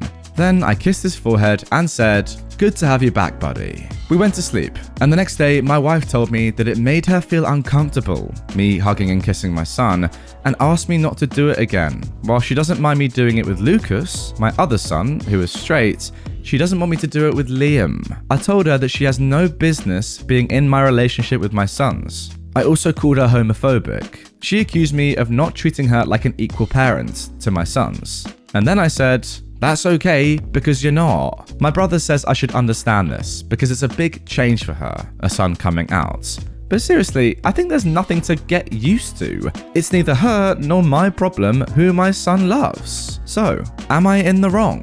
Alright, in my opinion, there is no way you're in the wrong here. If anyone's in the wrong, it's your wife for sexualizing something that doesn't need to be sexualized. What is wrong with a dad kissing his son on the forehead? At any age, it doesn't matter. Clearly, it's been a normal part of your guys' relationships ever since your children were born. And for her to say something like this and say that it feels weird when you do it with one son who is gay, but not the other who is straight, that is just straight up homophobia. Simple as that. I would love to know, if you do the same thing with your daughter, how your wife reacts to that, because that is going to be telling as to whether or not she is actually homophobic. If she doesn't care about you hugging or kissing your daughter, I mean, I say kissing, it's just kissing on the forehead, it's not a sexual thing ever, then that proves that she's homophobic. If she cares about that as well, then I don't know, it's still weird. I still think she has issues. Just my opinion though. My husband refused to answer my calls while I was in labor, and my brother played a horrible prank. Now my husband is furious I won't cut him off. My husband and I got into a fight prior to my daughter's birth a week ago, when he casually suggested a paternity test for our daughter when she was born. To be clear, this was completely out of the blue, with no wanting or reason. I'm a homebody who works remotely, with no male friends other than my brother. I told him that he was accusing me of infidelity, and he said he just wanted to be sure. And he kept bringing it up until I told him, after 3 days of him asking and the stress starting to make me physically ill, that I didn't want to talk to him, and I left for my brother's house. I called him while I was gone and tried to work it out, but he refused. After all of this, I went home the next day to grab some things while he was at work, and I went into labor. I called him 16 times before calling my brother, who called him another half a dozen times himself while on the way to pick me up, and then on the way to the hospital. It was a horrible and traumatic birth. I started crowning in the car, and the doctor delivered my daughter in the back of my brother's van because I was too far along to move me, before rushing me in when I kept bleeding. It was horrible. I hated it all. My brother's wife, who is a nurse, even told me she honestly thought I wouldn't make it. I also opted for a hysterectomy, as it came to that or something more dangerous. I only ever wanted one or none, but my husband wants a large family. I'm trying to bond with my daughter, but it's been hard. The point is that during this, while I was returning from surgery, 10 hours after I first called, my husband finally responded and asked why I hadn't answered his call. However, my brother had my phone and was so angry that he said, "This is OP's brother. I'm at the hospital. She didn't make it," and turned it off. My husband rushed over and got there when I'd just woken up and started shouting until the security forced him out. And then he didn't get to see our daughter until the next day because I was mostly asleep, and apparently they needed my signature to allow him back. My sister-in-law thinks it was horribly cruel, but that he deserved it. But my brother stands by his prank and says that he only gave my husband 10 minutes of the same fear that he had felt at my side for over 10 hours. Whenever he sees my husband, he also keeps telling him that I nearly died because we waited for him. My brother used to be mostly indifferent to my husband, but now he absolutely hates him. You can see it in his face whenever my husband enters the room. And my brother's been visiting a lot because he doesn't trust my brother to care for me while I'm still healing. My husband is furious that he won't apologize and that I won't make him. And he yelled at me when I said that the only reason my brother had my phone was because he wasn't there. I'm trying to be empathetic. I know he feels guilty. I've spoken to my therapist, and she says the apathy I'm feeling is likely general and not solely focused on him from the lingering shock from the trauma. But she didn't say much about the prank. My mother-in-law has been texting me to say that my family is horribly cruel for the prank and that I should go no contact with my brother, and now my husband is saying the same. I just don't know what to do. I'm not in a good headspace. It's been hard to be in the same room with my husband, and I've been sleeping as a result in the guest room with my daughter. He brought up the paternity once more, and I just exhaustedly told him to either get out of my face or go stay with his mum if he's planning on stressing me out even more. I really don't feel myself. And yes, I'm taking the likelihood of PPD seriously, and my therapist, who has suggested that it may be PTSD too. However, I just want more opinions, because I just don't know. Wow, this is a very complex one. I mean, there's so much going on here. It's a lot to unpack. First of all, guys, get in the comments yourself if you're watching on YouTube. Let me know where you stand on this one. Interesting one, that's for sure. First of all, we got to talk about the prank here. Was it too far? I'm going to go ahead and say no. I actually think it was justified. And I would go as far as to say that your brother's reasoning was logical. Like, I'm sorry, but the husband has done so much wrong here. And I think it's fair that he got to experience the pain that you, OP, and your brother were feeling. It was only for 10 minutes. Yes, it was truly a horrific thing to do, but so is not showing up to your own child's birth, your wife's pregnancy. Like, it's mental. It really is. And we got to remember that all of this originally stemmed from your husband wanting a paternity test. That alone is crazy. What does it say about this man that just 1 week before your daughter's born, he is demanding this? I'm sorry, but this is all his fault, really. And I know that what your brother did is crazy, don't get me wrong, but I think it's justified. Now, none of that really matters because what I'm about to show you is an update to this story. That's right, OP has written a conclusion and told us how this story has ended. It's mental. Here we go. So, I don't think this will be something we can come back from. I just don't think I'll be able to heal with him because there's no way he didn't know it was me calling. And he still hasn't told me why he didn't answer. I know I thought I wouldn't decide right away, but I actually don't want to forget how terrible it was waiting on him, thinking he couldn't possibly leave me like that, no matter how angry he was. I took the time to think of that moment before it all went down, and just how grossly betrayed and scared and alone I felt while the contractions were hitting, and I was on my knees trying to breathe through the pain while waiting on the phone while it rang through. And I just don't think there's any coming back from that. I would not want my daughter to think it's okay to stay with a man who destroyed her trust that way either. I'll be contacting an attorney, and I'll be meeting with them in the coming weeks. We had a prenup, so it hopefully won't be too hellish, I hope. I feel like this situation became even clearer when my friend asked me if I'd still trust him as the one to sign off on my medical papers, and the reaction to that idea was visceral. I wouldn't, and I want him to get off that legality as soon as possible, in fact. There were roommates I had in college that I would have trusted more. I would have never ignored so many calls from him consecutively unless I told him expressly that I was unavailable at a specific time. And even then, I feel good with my brother and sister-in-law here with me, especially so with her being a nurse and having been there through the birth. It's really helped us bond in a way that we'd never really had time to. I've also finally told my old friends about the baby, and they're alternating to come and help me out for the next little while. None of this even touched on the paternity test, but I'll get it for the proceedings, I guess. So I guess he'll get what he wanted.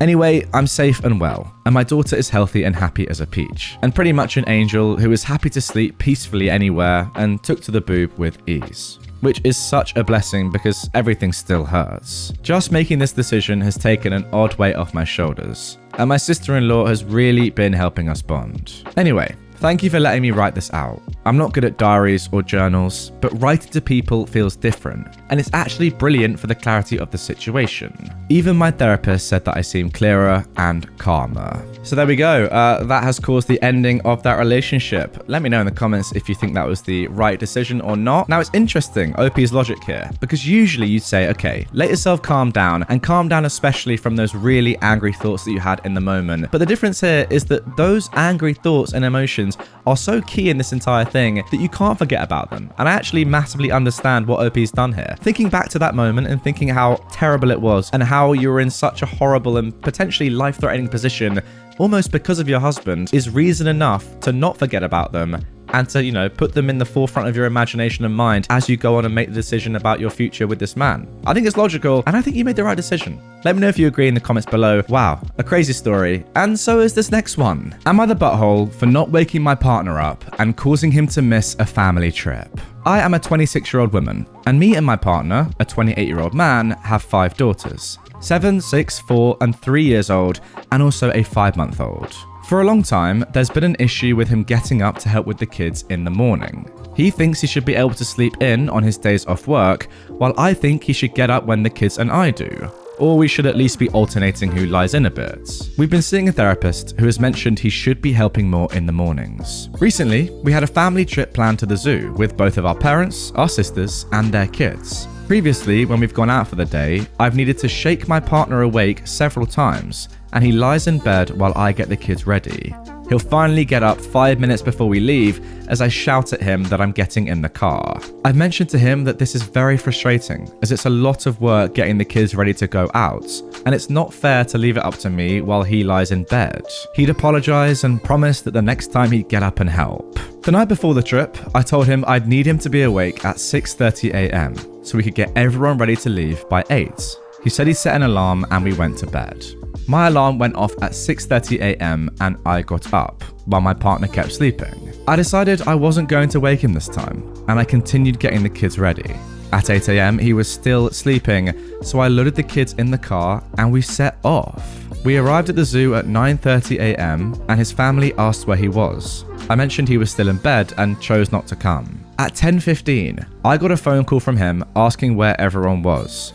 I said we went to the zoo as planned, and I waited for him to get up, but he never did. He got really mad and told me that I should have woken him up like I always do, and that I caused him to miss the trip. He then called his mum and complained to her, who yelled at me in the middle of the zoo that I was being unfair, and I should have given him a shake to let him know he needed to get up, and that I was about to leave. My mother then jumped in and said it wasn't my responsibility to get him out of bed, and he needed to take responsibility for himself. A few more words were exchanged, and his family stalked off for the rest of the trip. I had a blast with my kids, parents, sister, and my nephews. When we got home, my partner started on me again about how I should have woken him up. So, am I the butthole for not waking him up and going without him? Now, a few things have come up that I just need to clarify.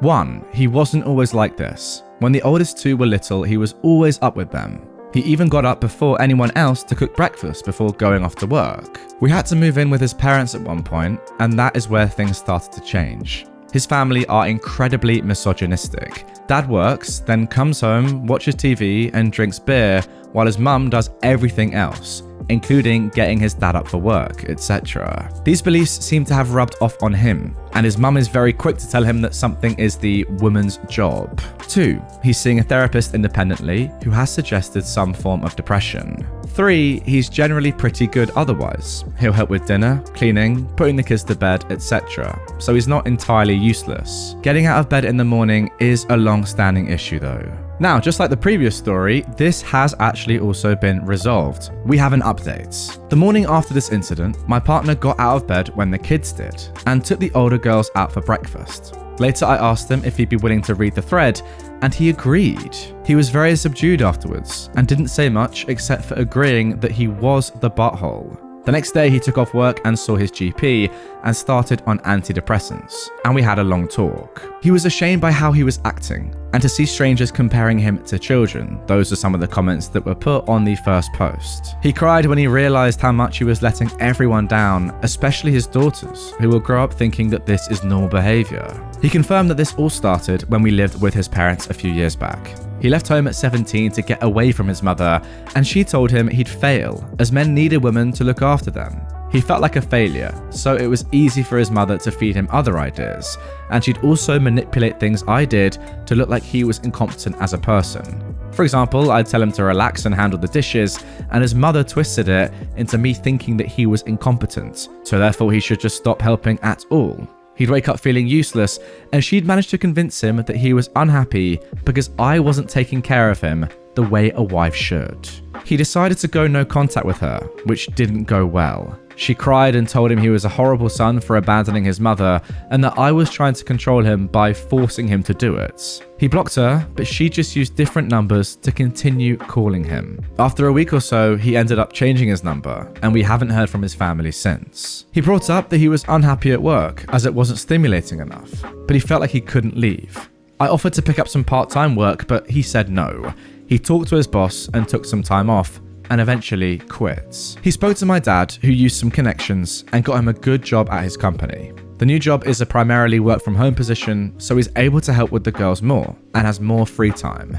He's able to take the girls to school and watch them play while he works, which they all enjoy. Before he started the new job, he booked a trip for us to go to the snow for a week. We had a blast and it was lovely to see him relaxed and happy and enjoying our girls and life. He's promised to be more honest about how he's feeling, and our relationship has improved immensely. Thank you for everyone who gave judgment and advice, as he says it really helped him see things more clearly, especially the toxic relationship with his mother. Well, that's good news. Unlike the story previous, this one actually has a happy ending of sorts, I guess. The guy realized that it was really his mother who kind of, forced him to think these sort of things and was the reason for his terrible mood and depression. Sorted that out by getting rid of her, and now your family's happy.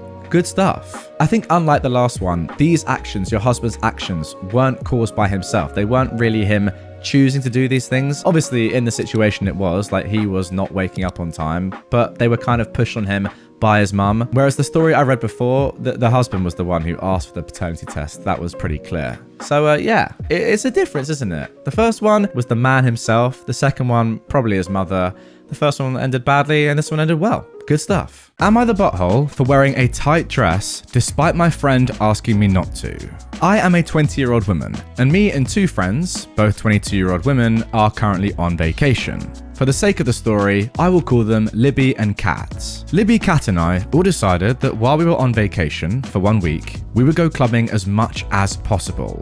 All of my friends know that I have a feminine sense of style. My entire wardrobe consists of pink, miniskirts, dresses, heels, and lots of jewelry. Not once has this ever seemingly been a problem with my friends, at least none that was mentioned directly to me. When you go clubbing, most people tend to wear tight outfits, so my suitcase was packed with several outfits meant for clubbing. Last night, after spending our day by the pool, I started Googling clubbing places near us and broached the topic of starting our first night partying. All seemed excited, so we all headed up to our room to start getting ready. I was just about done with my makeup and hair when I grabbed the dress I was planning on wearing, and suddenly the mood felt extremely sour. For the sake of full clarity, it's a very short pink leather dress. Kat spoke up and mentioned that I should probably pick another outfit. I asked her why, and she said since we're all going together, none of us should try to outdo each other. I explained that I'm not trying to outdo anyone and I just liked this dress. Libby sided with Kat, saying that I was clearly trying to one-up the both of them and was acting like a pick-me. I told them I'm wearing the dress no matter what, and I was sure they would look just as, if not more beautiful than me in their outfits. They barely talked to me for the remainder of getting ready and split up from me the moment the Uber dropped us off. It's Tuesday and they're still being cold and short with me. I kinda wanna go home, but I'm curious if I'm being an overdramatic butthole. So, am I the butthole? In my opinion, you're definitely not the butthole. You're on holiday and you can wear whatever you want. Obviously, I don't really understand your friend's point of view, and I don't really know why they're bringing this up now whilst you're on holiday when they haven't really done so in the past when you've been at home, going out clubbing normally. All I would say is if they're that insecure about what you're wearing, that says more about them than it does about you. But that's enough in my opinion, because there's actually an update to this story. Next up, OP added a little bit more once they got back from their holiday. I want to start with the statement that I am no longer friends with either Libby or Kat. After reading the comments under my original post, I realized how trashy what they did was, and that it put me in danger. I am seriously considering going home. I got up this morning, and when I went to get dressed after my shower, I found that several of my clothes had been vandalized. 2 of my tops have been torn, a skirt of mine is completely butchered, a couple of my dresses look like they went through a wood chipper, and a pair of my heels has toothpaste squirted into the base. Both of my friends are denying they did it. Honestly, I'm just beyond crushed that they did this to my clothing, and I don't even have the nerve to admit it. It genuinely makes me want to cry. The night after they vandalized my stuff, we went out to breakfast, and I let them know that since I am the only person whose name is checked in on the hotel, and my boyfriend paid for it, they both had 5 hours to pack and find another place to stay, or they could talk it out with me and pay for the clothes and shoes that they damaged. This was not met kindly, and both of them started cursing me out and telling me I was a selfish, conniving, snake-ass female dog. I told them that it was their choice to destroy my clothes, and all I wanted to do was to talk it out with them and figure out why this had to happen in the first place. I didn't get a straight answer other than I am a selfish pick-me who doesn't deserve anything I have. So I took it as them giving me my answer. Luckily, they were not difficult besides some passive-aggressive comments. I enjoyed the rest of my vacation as best as I could, given that I was alone. Luckily, a lot of the local women were extremely kind and chatted with me wherever I was, so it didn't feel as bad. I've been home for a little less than a week, and I've received several nasty text messages from both Libby and Kat, plus some mutual friends. I spent most of this week trying to come to terms with the fact that I'm losing several friendships over this. Thanks for all the help though. The comments really gave me solid advice and the guts to actually stick up for myself in this situation. Okay, what has just happened there? The revelation that they've destroyed some of your clothes is actually nuts. How are they your friends even in the first place? I mean, you've done the right thing to sack them off entirely. They're a disgrace. It was bad enough them telling you what you could and couldn't wear, but actually going to the length of destroying your clothes, and I imagine that some of them outfits probably cost a lot of money if they're going out clubbing outfits. That is mental. Unbelievable. What have I just read? I mean, safe to say, throughout all of this, it was clear that you weren't the butthole, but now it's even more so.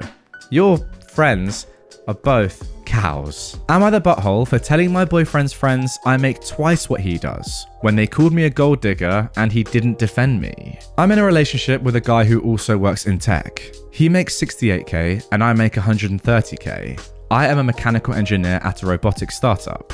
He works at a more stable job doing programming at a large company. He brought me to meet his friends at a party and they asked me about myself. His friends mostly work in tech too, and they talked about themselves in terms of their jobs. I told them I'm a hiker, I do archery, I love road trips and camping and riding dirt bikes, etc. Basically talking about my hobbies, because work is just a way to get paid to do the stuff I love. It's not how I define myself, and it doesn't come to mind when someone wants me to tell them about myself. Sorry, I gotta interrupt it. Never have I agreed with a statement more. When someone says, "What do you do?" and everyone just says their job or their role, that is so boring. Tell me what you're interested in. Anyway, one of his friends asked about work, and I said, "Oh gosh, I don't want to talk about work at a party. I spent my whole day sweating my butt off in 95-degree heat, trying to replace this busted motor just to find the replacement part was also screwed." I wasn't lying or trying to downplay that I have a good job. That really is how I spent my day, and I wasn't in the mood to talk about it at a party. Some other conversations came up casually that probably also made me seem poorer, like me saying that car dealership repairs were a ripoff and telling my boyfriend that my childhood neighbor's trailer caught on fire and I was gonna visit and help her out. I wasn't doing it on purpose, I was literally just talking about my life. But I guess I gave the impression I was poorer. It got later in the night. Everyone was getting drunker, and some of his friends, not close ones though, were making jokes about me growing up in a trailer and being a gold digger, and being ready to jump to a richer guy. Really misogynistic stuff, honestly, since they don't even know me and seem to just assume that all girls are gold diggers. My boyfriend didn't say anything. He later said it was because he'd smoked weed and he gets quiet and has trouble carrying on a quick conversation when he's high, but regardless, I felt hurt he didn't say anything. I got irritated with his friends and asked, "Now, why the heck would you say that when I make twice what he does?" His friends went quiet for a second, and I continued saying, "There ain't no gold to dig here, not with him or anyone at this party. So do you guys think I'm cheap, or do you think I'm stupid?" My boyfriend wanted to leave the party shortly after, and he was pretty upset with me for telling everyone I make twice what he does. I said I would have held my tongue if he'd checked his friends himself, but he didn't say anything, so I wasn't about to let them talk to me like that. He said it was humiliating, and now everyone thinks I'm a female dog. And I flippantly said, well, at least they know I'm a rich female dog. He was angry that I embarrassed him when I spoke up.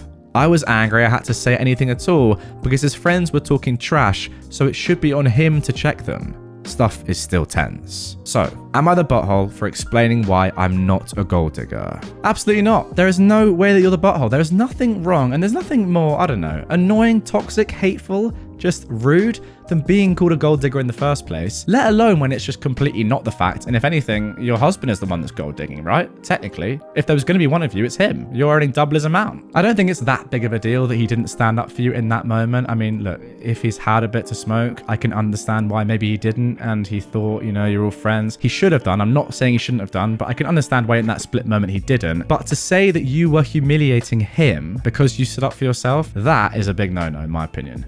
You had to stand up for yourself, and what you said was completely correct. So I don't know why he's having a go at you for that. Overall, I'm getting the picture that this guy isn't the best. Clearly, he's not the best on his own, and his friends, after a couple of drinks, quite toxic. You said they're not his close friends, but still, his friends in general, I don't know why they're really saying this sort of stuff. And by the way, I do mean what I say. When people say, what do you do? Reply with hobbies. Nobody cares what your job is anyway. I don't care if you're a student.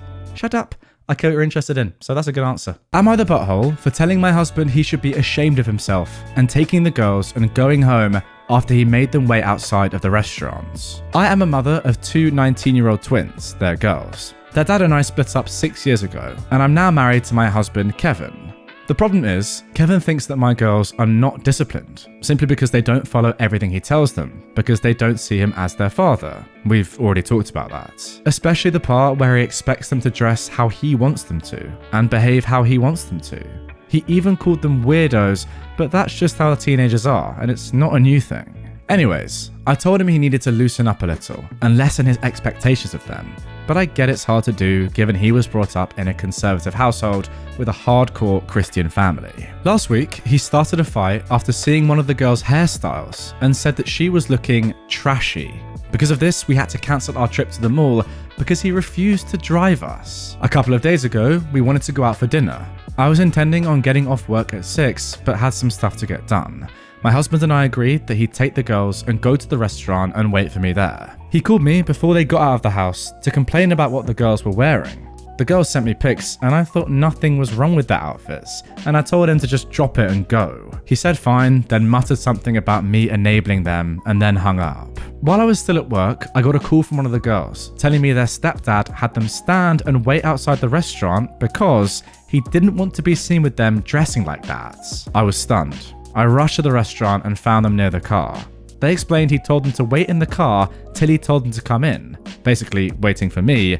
Then they started crying, so I had them get in my car and went inside the restaurant and found him on his phone. I went off on him and told him he should be ashamed of himself for treating my daughters like there was something to be ashamed of. He tried backpedaling, saying it wasn't like that, but I interrupted him and then walked out after cancelling dinner. We went home, and he came back hours later, trying to argue that I can't blame him for disapproving of the girl's recklessness, and that he tried communicating, but I shut him down and treated him as less of a parent when he's just wanting what's best for them. He doesn't speak to me or the girls anymore. Alright, semi-complex one here, because although you are definitely not the butthole in this situation solely, I think the way you acted here was actually perfect.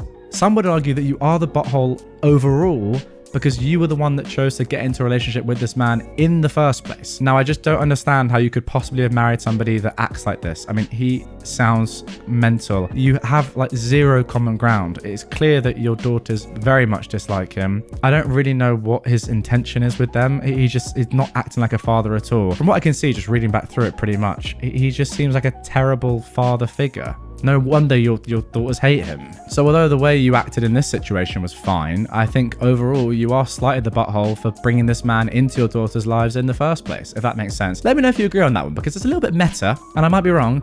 Get in the comments. Let me know if you agree or disagree. Am I the butthole for ruining my brother's marriage because his wife left me at the pool? This whole situation is so bizarre that I still can't really process it.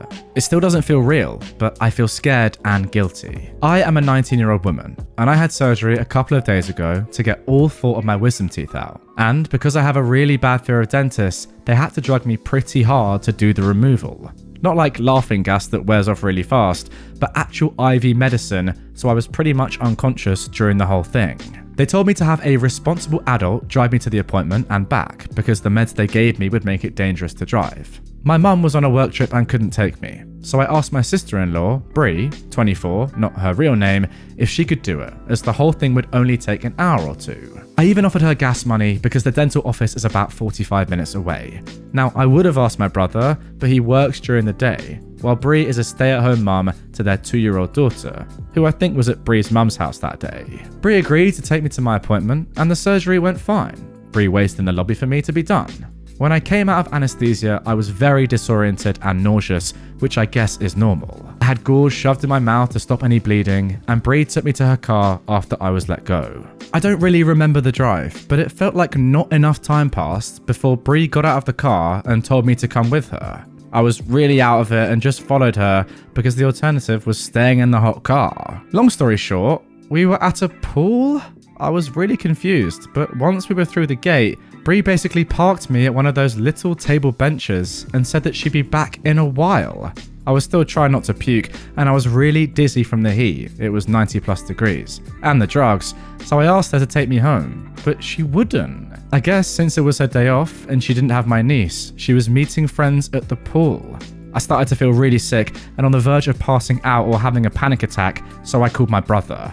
I don't think he could understand me between the meds and the stuff in my mouth because he hung up and I guess called Bree because she came stomping back over, cussing and yelling at me and took me back to the car. I passed out on the drive home, but when we arrived, my brother had left work and met us in the driveway. He was screaming at Bree and she was crying. I was still pretty disoriented, but my brother took me back home and stayed with me until the meds wore off. That's when he told me that he's divorcing Bree because of what she did, plus some other things he didn't go into detail about.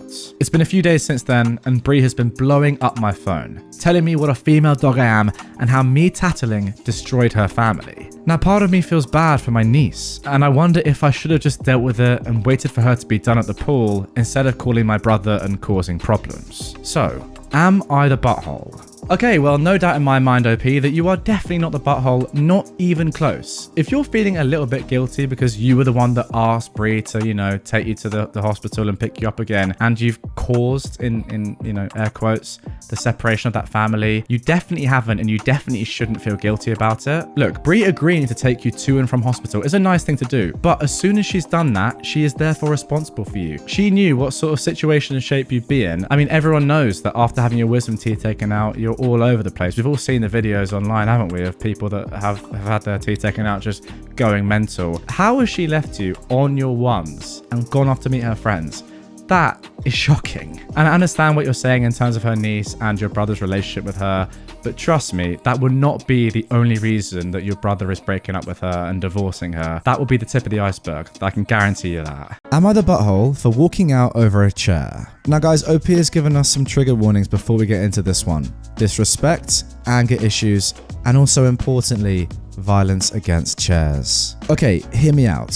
For as long as I can remember in my family, almost any time I got up from my seat, someone would take it, to either be funny or to claim it as if no one was using it. And as a teenager, it literally got to the point that I bought my own folding chair so I could pick it up and carry it with me.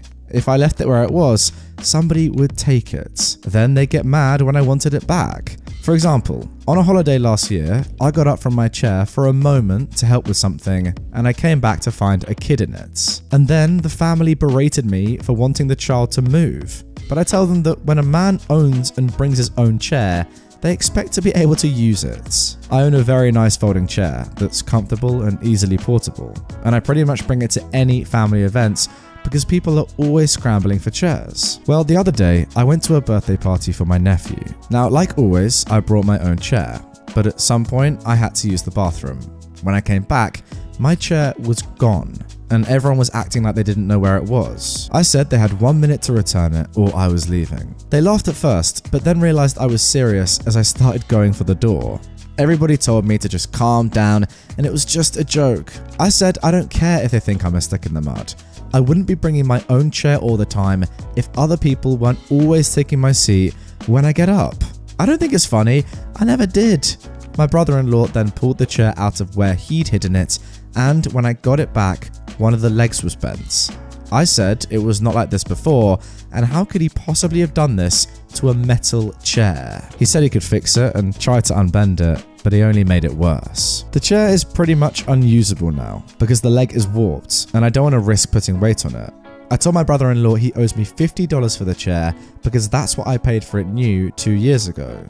He got mad and kept saying it was just a stupid chair. I said it was my stupid chair, and this wouldn't have happened if he wasn't so immature that he and everyone else had to mess with me for years about where I sit. Then I took my now messed up chair and walked out. My family has been blowing my phone up, saying that it's just a chair and to let it go, but I still want my brother to pay me back for it. So, am I the butthole?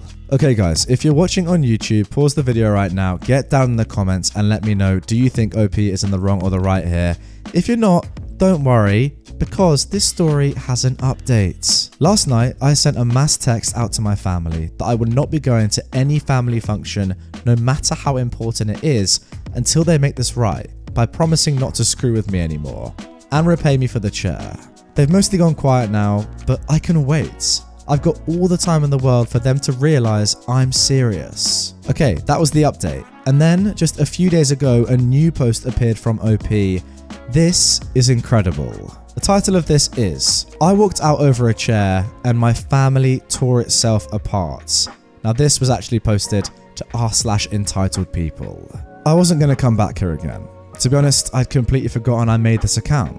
I only got back in because I'd written down the password and left it in my desk. I was listening to Reddit videos on YouTube a couple of weeks ago when I suddenly heard my old Am I the Butthole post. So, I thought I'd give an update. Well, things escalated a lot after I made that post, because I linked it to my parents and other family members after a little while. They were furious with me at first. Some even mocked me, saying things like, "Oh, watch what you say or do around OP, he might just post about it on Reddit." But when they actually read the comments on my post that I'd made, they became mortified. To briefly summarize the comments, as you guys can probably imagine, they were all saying that OP was totally in the right and that his family were a bunch of losers. My brother-in-law did agree to pay for a new chair and gave me the money I asked for. I bought a better folding chair than my last one and I resumed going to family functions. But whenever I was there was this air about some of the family members. They looked at me like I'd sucked all the fun out of the room. My parents had stopped thinking the chair thing was funny and even scolded a kid for taking my seat when I got up to use the bathroom. The only problem is that this kid was my nephew and he started crying when they made him get up. My brother-in-law came to the boy's rescue and my nephew ended up blurting out that his daddy told him he could do it. When I was out of the bathroom, there was a big fight about it going on. Several family members, including my sister and brother-in-law, were all yelling that it was just a dang chair and I shouldn't be so butthurt about it. My parents demanded to know why they were so butthurt about not being allowed to screw with me anymore. Like, what was their motivation after doing it for so long? It made no sense and it wasn't funny anymore. And that's when I intervened. I told them that none of this would have ever happened if they hadn't been so intent on messing with me when there really was no point to it. And I only started bringing my own chair because I could never find a stable place to sit. And if they still thought they were in the right about the situation, then they were just bullies, plain and simple. And what kind of example is that to be setting for their son? My brother-in-law raged, grabbed my new chair, and hurled it through the living room bay window. There was a bit of a pause before he realized what he'd just done. Then he took off in his car and left my sister and nephew there. My parents got my sister to call him, and over the phone, they threatened to go to the police if he didn't pay for the damages. My brother-in-law yelled a few F-bombs until my sister took the phone back, and she said that he can either make things right or she'll divorce him. Well, that did the trick, because he came back looking like a kicked puppy with his head hanging low. He apologized to me and my parents without even looking at us, said he'd pay for the new bay window, and he left again. My sister said he drank himself to sleep that night. My new chair was just fine. It took being hurled through a bay window like a champ. There was hardly a scratch on it. My brother hired a window company to come and replace the window, and they had to measure and order a new one before it could be installed. Until then, the window had to be covered with some plywood. It took some time, but they got the new bay window, and it's better than the old one.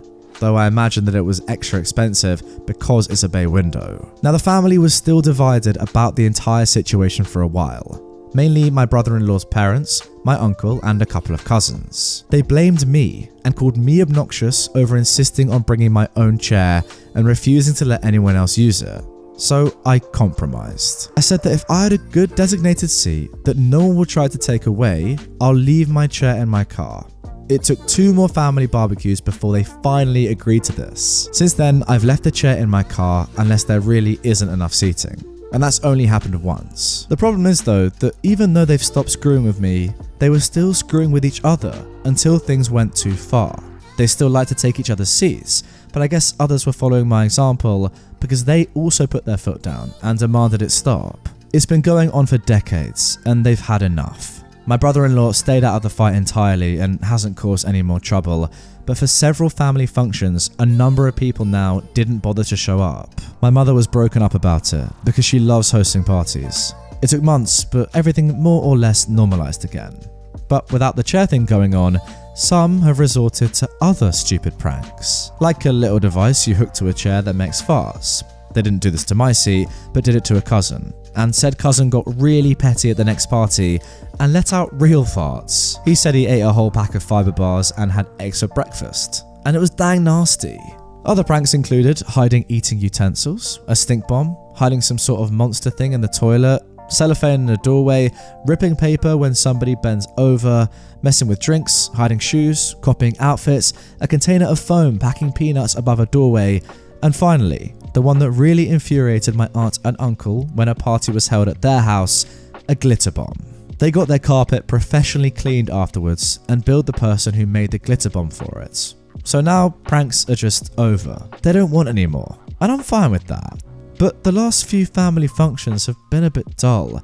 I think people were so used to how things were that now they're trying to find other ways to amuse themselves that don't involve cell phones. Okay, and there we go. That is the end of that one. An interesting post, that is for sure. Now, I have to admit that OP is definitely not the butthole here, right? They're not in the wrong. Yeah, maybe it's a little bit, I don't know, weird to bring your own chair to family functions, but he's been pushed to these lengths, and I kind of understand it. Don't get me wrong, it's a bit odd to bring your own chair to someone else's house, but I kind of get it. I wouldn't do it myself, it is a bit weird, but I get it. The main thing, and maybe the sad thing, is that your family, OP, kind of sound like there's nothing going on without these pranks, which is sad. Were the pranks really the thing that was holding this entire family together?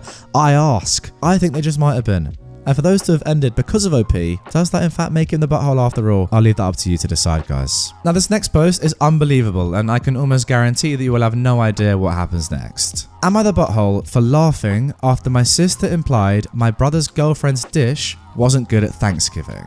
I am a 27-year-old woman, and my brother, John, who is 26, and I are very close. So I was definitely shocked when he surprised us on Thanksgiving by bringing his new girlfriend, Chelsea. A truly wonderful football team, but that's not part of the story. Let's carry on. He was very happy though, and to be honest, that's the only thing we want for him. So we, grandparents, parents, aunts, uncles, cousins, held off on all questions until another time. Anyway, dinner time rolls around and we're sharing everything.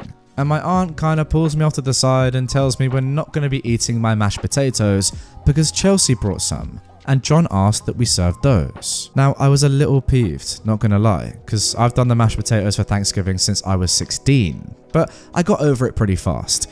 I really didn't care as long as they were good. Spoiler alert, they were not.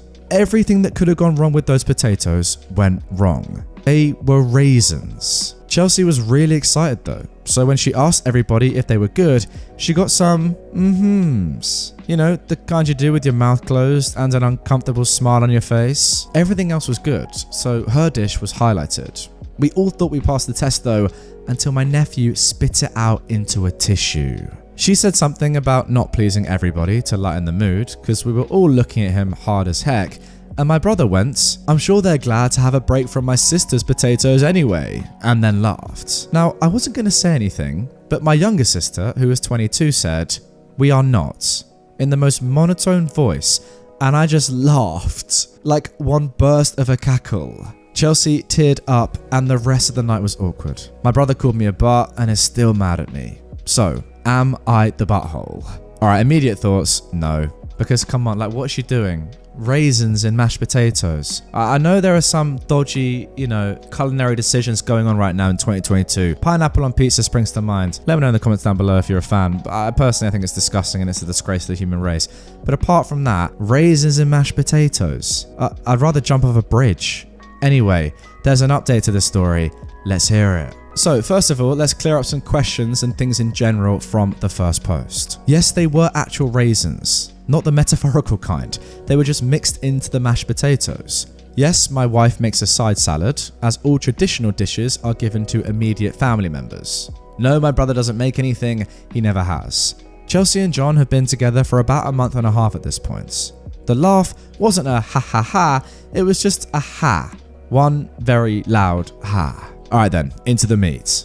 John is still mad at my sister and I. I had a conversation with Chelsea a day after I originally made the post. I explained that while my original apology was genuine, I can understand that it didn't come off that way and that I really was sorry.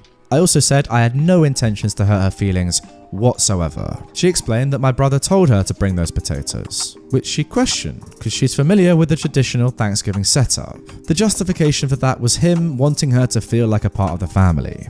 She also said she was worried about none of us going for her dish and mentioned it to my brother, who then asked my aunt to only display hers. Apparently she saw some kind of tutorial online with the raisins and just went for it. No, it was not cultural. She asked for some mash tips, and she was going right with her technique. She just panicked when they burnt and then added water, which I'm assuming is what altered the taste.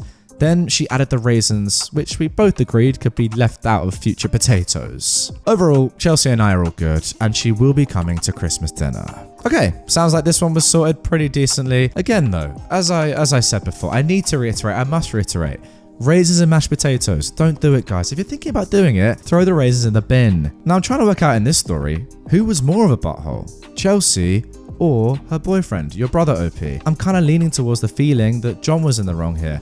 Why tell your new girlfriend to make the one dish that you know that your sister is gonna make and has made for the past, I don't know, how old are you again? 27? So what, for the past 11 years, your sister has made this one dish for Thanksgiving, yet you tell your new girlfriend to also make that same dish? Surely there's something else you could have done. Maybe even a side salad. Not potatoes with raisins. Come on. I got fired for accidentally being a butthole to the company owner's disabled daughter. This happened on Friday. I've been drowning my sorrows all weekend, dreading the fact I have to start looking for a new job. Explaining why I got fired from my old job is going to be fun. I'm typing it up here to try and organise my thoughts in my head because right now it's all a mess. I'd been with the company for 3 months and was still on orientation. My job was sales advertising. As the new guy, I was given existing accounts to manage, which consisted of providing customer service and convincing my clients to spend more money on advertising. All of these accounts already had their ad campaigns done, and if they wanted something new, the account was transferred to a senior account manager who would work with our advertising guys to put something together for the customer. Eventually, I hoped to have that job, but I had to pay my dues by proving I could maintain existing accounts and convince them to spend more money first. Everything was going great until last week, when we were scheduled to have our quarterly retreats. Since we were the main regional office in the area, all of the employees from the satellite locations came to our office for the retreat. The owner of the company rarely visits our office. He's been overseeing the setup of a new satellite office for the last year, according to my co-workers. But he was there for the retreat, as was his disabled daughter, Amy. Not her real name for the sake of privacy. One of my co-workers told me that Amy works at one of the satellite offices, and I probably wouldn't have too much interaction with her, but I should be nice. That seemed like a no-brainer. I'm nice to everyone, regardless. Now I won't claim to be an expert on Amy's disability, but it seemed like she had childlike mannerisms and struggled to express herself. She also had some problem with motor skills. I'll describe the only interaction I had with her prior to the incident. I went to refill my coffee and Amy was in front of me, getting her coffee. I watched her struggle with getting condiments added and putting the lid on, so I politely asked if she needed any help. She thanked me, said she did, and let me finish making it. While I was making it, she said she hated coffee, but her dad made her drink it because she had to, in a loud voice. Always alert. I smiled, said that was definitely important, and handed her the cup. She thanked me again and went back to the office her dad was using, where she'd been most of the day. I felt like I'd been a good Samaritan and went on my way. Most of the retreat is team building exercises. Now, prior to the incident, Amy only participated in the puzzle race, where groups put puzzles together without the box art to see which team can finish faster. Amy wasn't in my group, so I didn't have any interaction with her there. Neither of our teams won. The big event, and the one that everyone seemed the most excited for, was the last activity of the day. Our boss gave us a list of potential clients.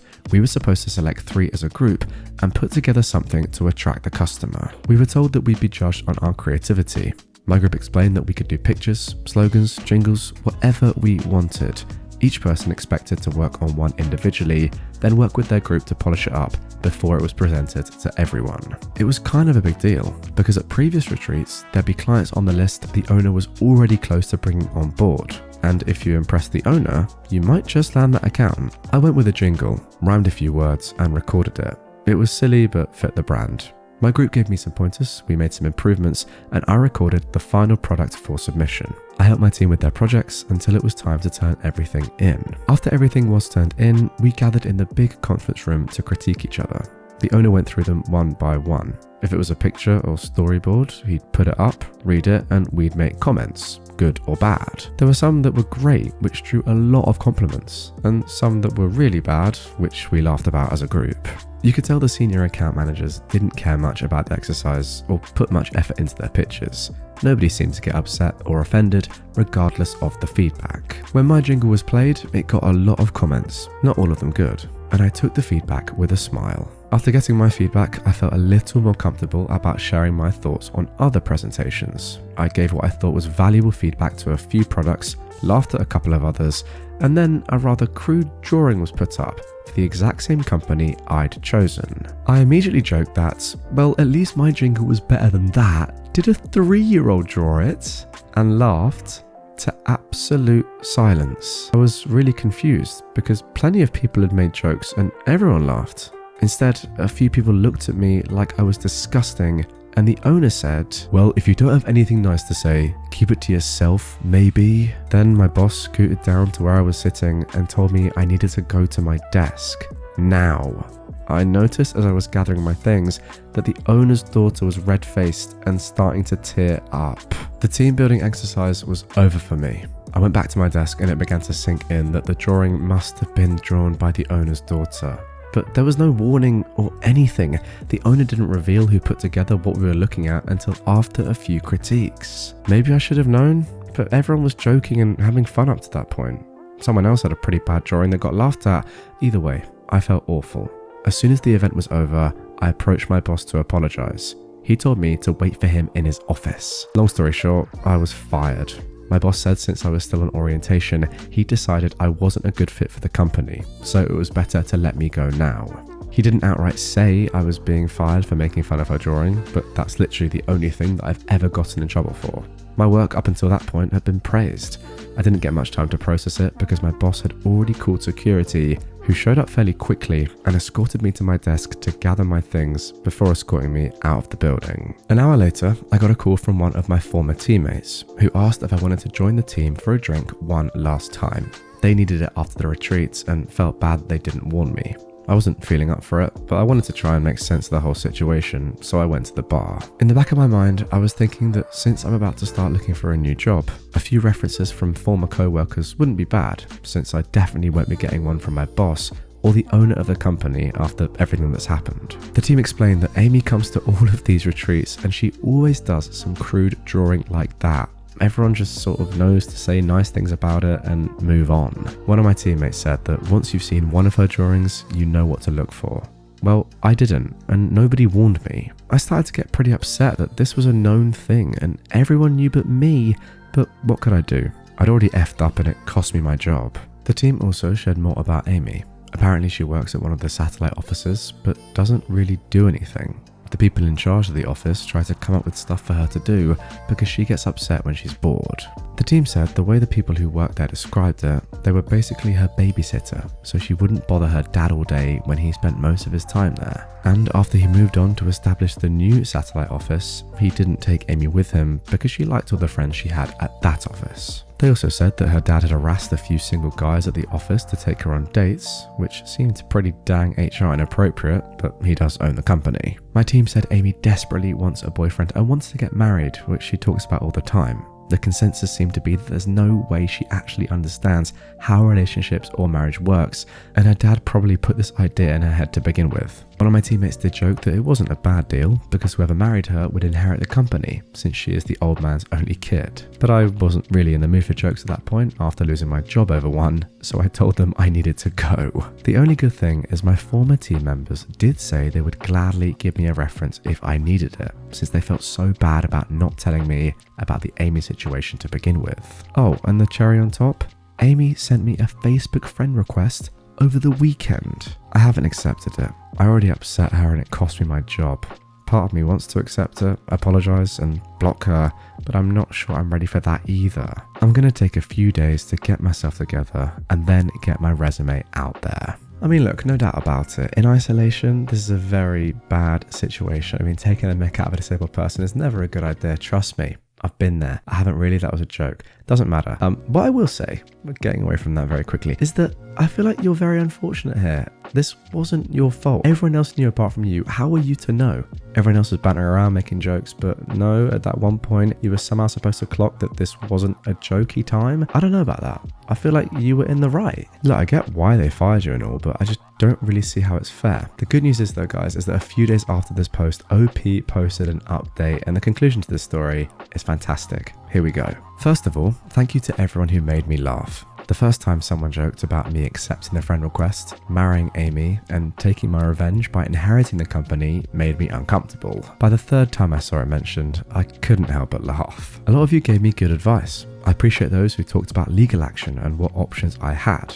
Unfortunately though, I was still on orientation with my company, which is like a probationary period. During that time, they can let me go for any reason. They could fire me for wearing the wrong colour socks if they wanted. I had to sign an agreement to get employed which stated I understood this. There's literally nothing I can do legally. At the end of the day, I decided to go and have some drinks with a good friend, talk things out and see what he would do. Dave's been my best friend since we were in elementary school. We've probably spent more time together than some actual brothers. Dave was firmly on the side of accept the friend request, apologise and clear your conscience, man. I'm getting us another round of shots. He knows me better than anyone and he knows that the guilt would eat me alive. In fact, I posted it here on Reddit because it bothered me. I decided to take his advice and everyone's here who pushed me for that as well, especially the ones that DM'd me. So that's what I did. I accepted the friend request. I immediately messaged Amy. I said I shouldn't have made that joke about anyone's work.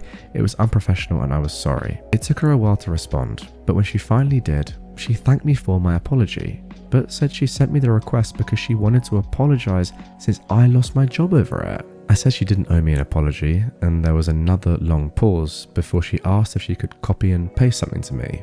I wasn't sure what it was, but I said, yeah, of course. She pasted a generic message, but one she'd clearly spent some time on.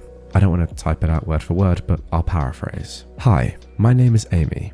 Please forgive me if I'm slow to respond to you. I suffered a brain injury when I was a little girl, and it takes me a while to type things out. There was more to it, but that's the basic stuff. I responded saying it was not a problem and she could take all the time that she needed. Amy and I ended up messaging back and forth until almost 3 a.m. No, we didn't fall in love. We aren't going on a date. I'm not going to marry her for revenge so I can take her dad's company. However, I do think I'd like to be friends with her. Not because I feel bad for her, but because she's a genuinely nice person, and honestly, everyone could use a few friends like that. We spent a lot of time talking about her. That's just the direction it went. So I asked questions since she seemed comfortable talking about it. Amy was in a car accident when she was a kid. She was in the car with her mum and they were hit by a drunk driver coming back from a birthday party for one of her classmates. Her mum didn't make it, and Amy suffered a brain injury that impacts her motor skills.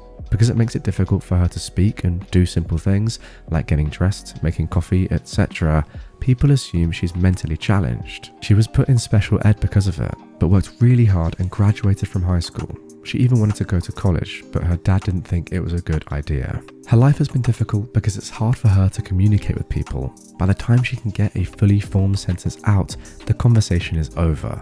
She can type, slowly, but most people don't want to type when they're face to face. She even admitted that when she's not at work, she'll sometimes carry a tablet and pretend she's mute, because that's just easier. We eventually circled back to the drawing and my terrible response to it. She wasn't that offended by my response because she assumed I didn't know. She got upset, primarily, because she knew all hell was about to break loose and she had no way to communicate with anyone. She was so upset when she found out I got fired and she tried to talk to her dad, but he wouldn't listen to her. She's fully aware that a lot of people at the company just pretend to be nice to her because she's the owner's daughter, but she does have a few friends at the satellite office where she works who better understand her disability. She gets frustrated because she can't truly contribute anything, but is happy when they're able to find busy work for her to do. It might take her all day to do something another person could do in a couple of hours, but it's better than sitting around bored all day. She knows she's a burden and a bother to her dad when he's around, but he's her dad and she loves him. She wishes every single day that she was a daughter he could be proud of, rather than a burden. She tries talking to him via emails and texts, but he usually doesn't respond. If they're in the same location, he'll just walk over and respond verbally, which is frustrating because that becomes a one-sided discussion, with her unable to do anything but give simple one-word answers like yes or no. She also thanked me for helping with her coffee. She said that when she was younger, she tried to do everything by herself and would get mad when people helped her. but now she's learned to appreciate the few who do. Most just stand there and look away, pretending to patiently wait for her to do it on her own. Now, it was getting late for both of us at this point, really late. It takes her a long time to respond to messages, there's misspellings. I get why someone would assume she's mentally challenged. I myself referred to her in my first post as having childlike mannerisms, which was a misunderstanding on my part. When she tries to force words quickly or emphasize something, she gets really loud, which makes her sound just like a toddler rather than an adult trying to have a conversation. We ended our talk last night, agreeing to talk again sometime. She asked if I'd watched the first episode of House of Dragon yet, which I have, and she asked if I'd like to talk about it after she watches it. I told her I'd love to. So that's it. That is the update. I'm sorry to those who expected me to steal her dad's company, but I'm definitely not doing that. Talking to Amy did make me feel a lot better though. I don't know how I'm going to handle the whole firing thing at my next interview, but a few of you guys suggested I just leave a gap on my resume, and I may just do that. I doubt there will be any further updates, but at least this has a happier ending than my first post. You know what, it's just a shame really that the owner acted so quickly and harshly as he seems to do with a lot of things when, firing you from the company. Because as Amy said, you're one of the few people who are actually nice and help her rather than just standing around being awkward, not really knowing what to do, ultimately achieving nothing. Like surely for a company you'd want your employees to be exactly like that. But you were told that you're not going to fit in. It's very strange. A little bit of patience, this all could have been sorted out, but unfortunately it seems like Amy's dad has no patience and has had no patience with her since the accident. And that is truly tragic. Am I the butthole for helping my brother run away from his wedding? I have two older brothers. This is about the middle one. Our parents divorced when I was very young due to our mother's insane jealousy. At first, my dad was able to handle it, but when she started making comments about me wanting to be like his wife, he had enough. She quickly rebounded with a guy with 2 kids and had shared custody for a while. But when my dad got remarried, she went crazy, calling his new wife every horrible name and claiming he was cheating on her while they were married. I was always closer to my brothers and dad than my mum because she was always very mean to me. Long story short, my stepmom died in a bad car accident and my dad called her in the middle of the night letting her know he'd pick us up earlier so we could attend the funeral, and she decided to take us on a fun trip to celebrate something. It was the happiest we've ever seen her, and when we realized what happened and started crying, she told us only worthless people cry for whores. Needless to say, things went nuclear, and my dad asked for full custody with visitation for her. He always left the line of communication open and paid for us to visit her when she moved away, but it was still very bad, and as soon as we turned 18, we started to lower contact with her. Last time we saw her was my high school graduation, where she made a point of letting everyone who would hear that we were ungrateful kids, and her boyfriend would call us bad names too. I've been non-contact since then. My brother Sam started dating his ex 3 years ago.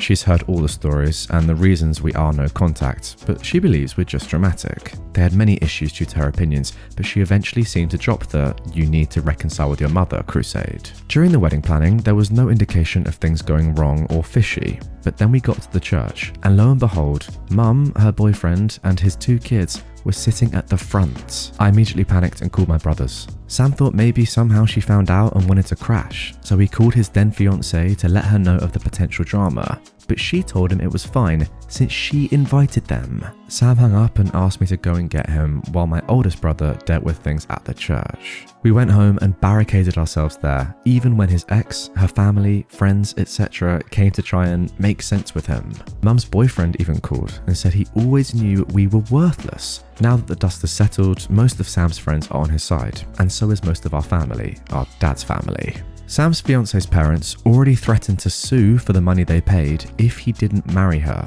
but Sam says he'd rather just pay them back for their contribution than marry someone that betrayed him. My nuclear family 100% supports Sam, but the backlash has been huge. Alright then, you might be thinking that's a very abrupt ending to that post, and I agree, it is. But what if I were to tell you that this entire episode that you're listening to and watching right now is all about this same story? What I've just showed you is the very beginning of this. There is so much more to come. There are edits, updates, the entire story is just absolutely bamboozling. It is mental. It involves fake pregnancies, fake abortions, crazy family meetings, and that's just the tip of the iceberg. Strap in, this entire story is mental, and here's the first edit. So, first off, despite some people commenting about it, no, she has not apologized. She even went so far as to text my oldest brother, Joe, that she thought that inviting my mum would be a good wedding present from my brother to her since she values family. Now, my dad bought them a house as a wedding present, but only Sam is on the deed. She did have keys for when they moved there, but they just had the locks changed today, and Joe and some cousins are taking everything Sam owns from her flat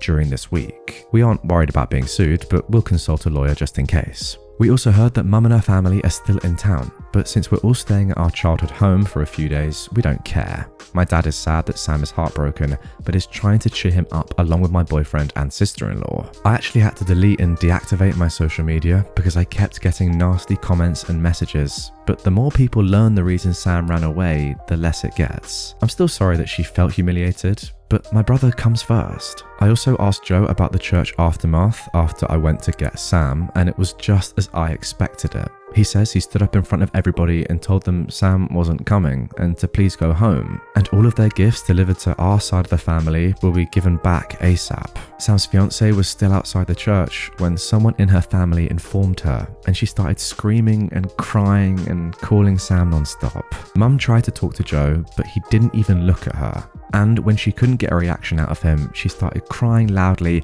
and lamenting how horrible we are to her, and some people started consoling her. This is her MO, but Joe and his wife didn't care. When they went out of the church, Sam's fiance was expecting them and demanding to see Sam, but Joe said no. Then she demanded to know what to do with the party, and he said if she didn't want the venue, he would arrange for the food to be donated to the staff so it wouldn't go to waste. Everybody was screaming except Joe, because he didn't want to give Mum the satisfaction. Joe and his wife came home after stopping at the supermarket and some fast food joints, and we've been inside like we're kids again, plus 2 more members. We asked Sam if he wanted them to go, but he said he wanted them there. We'd all taken time off to spend family time after the wedding anyway, so it's not a problem at the moment. When his fiancée, now ex, came to the gates, we knew she was not going to use the venue, so my sister-in-law called them with Sam's info, told them to take the food, and also sent them some tips for their trouble. It seems that we will get back all the alcohol that my dad paid for, so we'll have a very drunk end of the year. A couple of people commented asking why our dad ever married our mum. And the answer is he really loved her and believed that she was the nicest person ever. It turns out she wasn't, but she knew that nobody, except I guess her nasty new husband, would marry her unless she pretended to be nice. My dad considered staying with her until we were adults, but she kept getting worse. She used to get very nice and he thought she was changing, and then she'd go back. As per Sam's ex, we have no doubt that she believes Mum is a nice person that has ungrateful children, because she's extremely charming, and for some people it's funny to make fun of others as long as it's not directed at them, but it still doesn't excuse Sam's ex. The only person Sam gave an explanation to was his boss, who was at the church, but he's very understanding and was pretty shocked about what Mum had put us through, since we're a fairly adjusted, happy people. Our dad said that it was a shock for all of us, and we can stay home as long as we need. Sam is moving home for the time being. I showed my family my original post on Reddit, and they're moved by your niceness, but Sam wants you all to know that his ex wasn't showing any concerning behaviours, and he truly believed that she understood his upbringing. He's agreed to talk to her and her parents today, but only if it's at our home, and we are there to support him. So it's gonna be an interesting visit. Well then, that concludes the first post. Now that was posted last year, November the 1st, and I know what you're thinking. I want to know what happened in this meeting, and don't worry, just 1 day later on November the 2nd, OP posted the very first updates. I was wondering why Sam accepted the meeting after not even talking to her, but it turns out she sent videos and photos of all his things on the floor to his best friend Tom, and told him that Sam either talked to her or she would burn and destroy it all. Tom came to visit Sam, told him what happened, and they informed her they need access to the flat before anything happens. Tom, Joe, a couple of cousins, and my boyfriend went and took his clothes, electronics, and important paperwork. Sam said he didn't care about the rest, and even made a little joke about them being the fastest moving crew he knew. The meeting was, for lack of a better word, a ridiculous event. She came with her parents and sisters, tried to talk to Sam alone, but when he didn't allow it, she just started talking. Not once did she apologise. She said it's not her fault that we don't understand the value of a real family and we were raised to hate mothers. That her only intention was for Sam to learn the value of a mother because she was scared he would take her children away from her because that is what he was taught to do. Sam didn't say anything until she threw the "This family is like a cult and you are a terrible father," looking at my dad. As you may imagine, this is a sore spot for all of us, and we don't allow insults towards our dad under any circumstance. Sam just unloaded about how she was a hateful liar, he was disgusted he ever touched even her hand, he was grateful to the universe that I'm chronically early to everything. He told her staying with a cheating husband, as her mum does, is nothing to be proud about. He said she pretended to be nice just so he would marry her, unloaded all the minor things that he was willing to overlook because he truly did love her, or at least who he thought she was. He said he'd never forgive her for the hurt she caused his siblings, but he doesn't hate her because that would require him to spend energy thinking about her, and she doesn't get that. At the end, he said she had enough time to clear things, and since she has acted like a victim, he'll be the one to let everybody know why he didn't show. It was brutal but cathartic and necessary for Sam. Her parents said nothing but were very red. She was crying. Her sisters attempted to defend her and their parents' relationship, and were kind of expecting my whole family to argue too, but we didn't. Then, Sam told his ex's dad that he could sue if he wanted to, but if he did, Sam would expose all of his family's dirty laundry to the world, and he doubts he wants that. Amazingly, the dad still argued that Sam could try and make amends and marry his ex because you're not getting any younger. And all families fight. I've never rolled my eyes harder. The rest of the meeting was about logistics for the return of the wedding gifts already received, stopping the harassment from their family, the cancellation and refund of the honeymoon, the changing of the locks. Sam's ex just kept crying and trying to talk to Sam, but he was in business mode and didn't want anything from her. He only replied to her directly when she said she was keeping her engagement ring with "Nobody asked for it." They left without issues. Sorry, I've got to interrupt. Sam is handling this so well, what a G. When the booze was delivered, Mum and her husband sneaked through the gate when we opened it. She said she just wanted to talk to her babies, and my dad asked her to leave. She kept screaming that he raised us wrong and we just embarrassed her with our behaviour. She couldn't believe we were such bad people and we should start making amends with her because clearly we lack maternal love. She got that right, and this was the pathetic result. At that point, Joe went out and told her to leave since the police were on their way. She took that as an opportunity to cry since it's the first time in about a decade that he's talked to her, and she tried to sweet talk him into going to grab dinner with her and her husband. But of course, Joe just told her to leave, and the only news he ever wanted to hear related to her was the one about her funeral so he could go and celebrate. Cue hysterical crying and screaming from the husband, demanding an apology and threatening to hit Joe. Dad and Joe went back inside and left them there until we saw they left and closed the gates. It's hard for some people to understand why we react like we do, but the things I wrote about our mother are just like the tip of the iceberg. Dad wasn't exactly proud of what Joe said, but he understood he needed to let it out, and he was speaking for all of us. Yeah, maybe that makes us bad people, but we truly don't want to see this woman ever again. We're all going to have some family therapy besides our individual ones. Sam doesn't want the house anymore, but my dad says to take it slowly, and the first step is to mend his heart. We've had horror movie marathons and some Disney classics sprinkled here and there. We also had a drama bingo thing going on of all the things that could possibly happen, because I guess we are truly dramatic after all. We love each other and we're raised to treat people well, but we can be petty when pushed. I also feel better knowing she humiliated herself, and while I wouldn't wish to be left at the church to anybody, I would do it again because I love my brother more than I feel bad for her. We'll be going on a family trip eventually, but right now we will continue our staycation. Also, to the person that said Joe is a hero, his siblings couldn't ask for a better brother and friend. We've read everything so far. Thank you for letting me vent, the awards, the PMs. I'm sorry if my English has not been up to standard. This family is Spanish, by the way, guys. Joe and Sam's names are obviously fake too, but Daniela, go f*** yourself. Mental. We've just had an ex-fiance name reveal. I thought this post was going to be pretty anonymous the whole time. I'm pretty sure that OP has been using fake names the entire time, but no, as you'll see, as these updates continue, anonymity kind of goes out the window. Anyway, let's carry on. This is where the story really takes a turn for the, I don't even know, I was going to say worse, but maybe mental is a better word to use here. Alright then, now this update takes place just a few days later on November the 6th. Okay, this week has been really chaotic. Those who said to be prepared for the pregnancy tactic were incredibly accurate. She posted it online. People were freaking out again and calling Sam, asking him if it was true. Sam called her and asked that she deleted it, but she continued claiming that she was pregnant. He asked her to delete it and to come and talk about it. She did delete it, met up with Sam, and somehow this crazy woman thought he wanted her back. I went with Sam and she was very happy until she saw me enter the place. She started crying, holding her stomach, and when Sam asked if she was really pregnant, she said yes and told him she didn't want her child to be from a broken family. Sam told her they were going to the doctor immediately to know for sure, and she cried even more, screaming he didn't trust her. Long story short, she isn't pregnant. But she posted that Sam was forcing her to have an abortion and that she was devastated.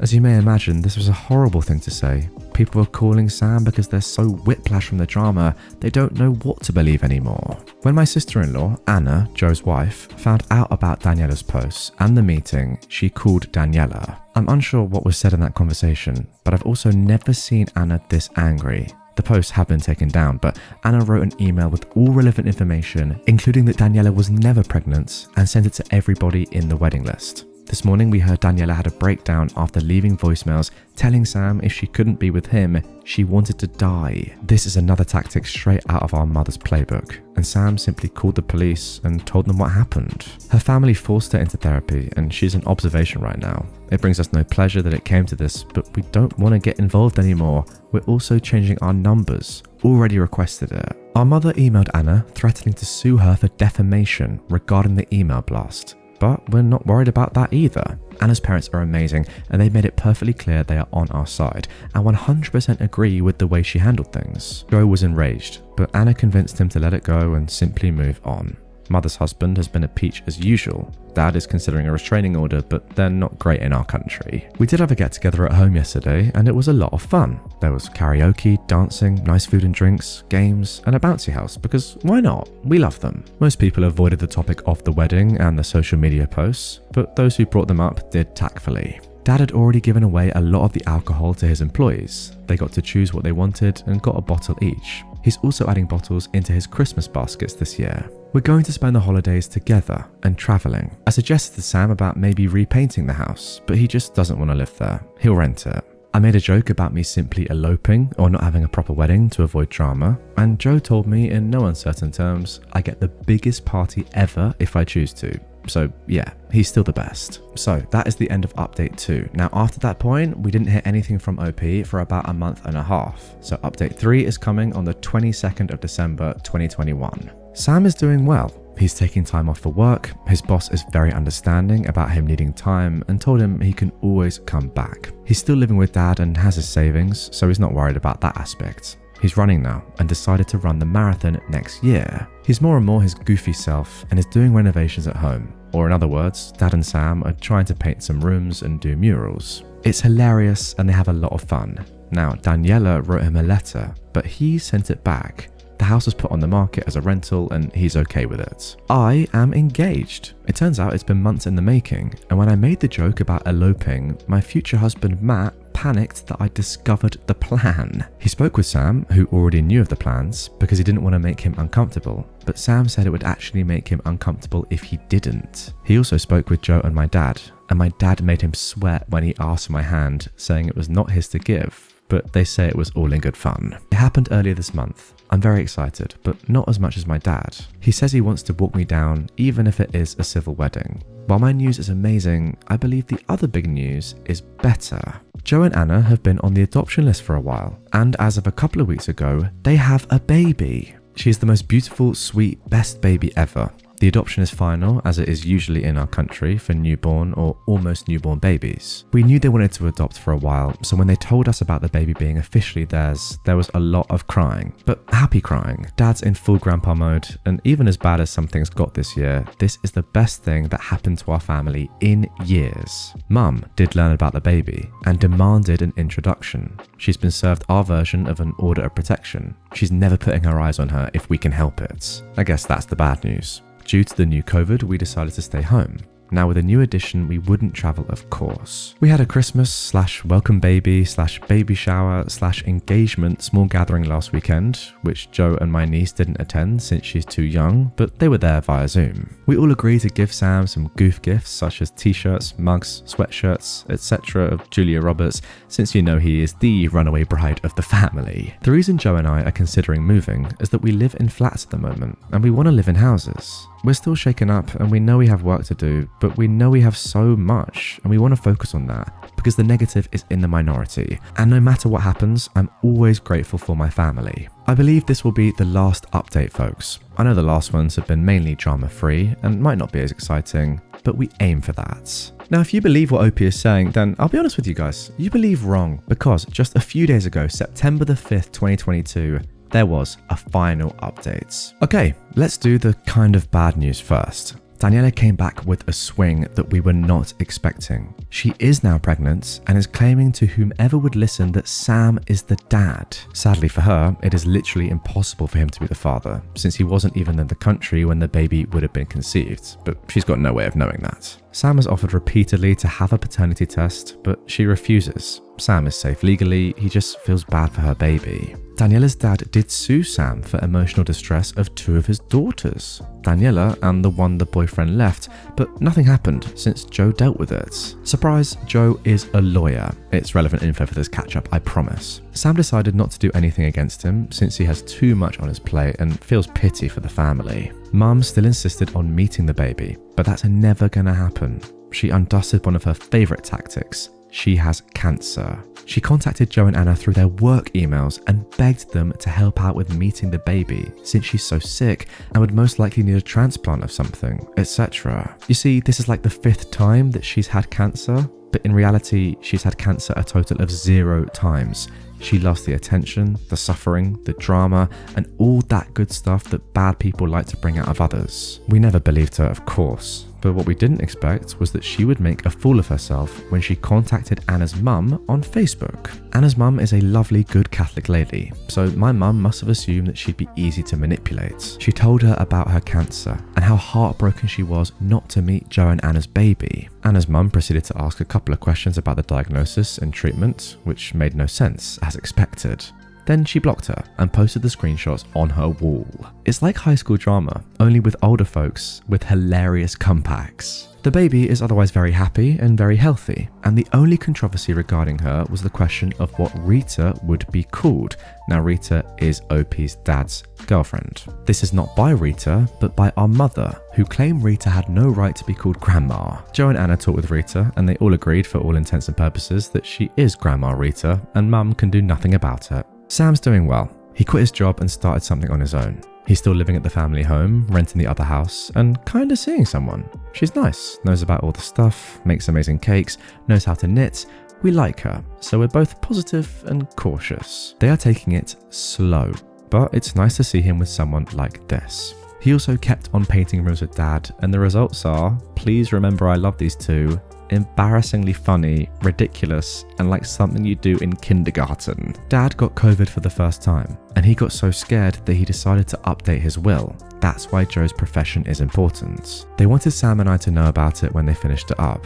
Everything he owns is divided in 4. His kids and the other quarter to any grandchildren. However, the family house is not to be divided and is going to be put on my name soonish. I was a bit confused, but Joe and Dad discussed it and wanted me to have it, if and only if Sam agreed.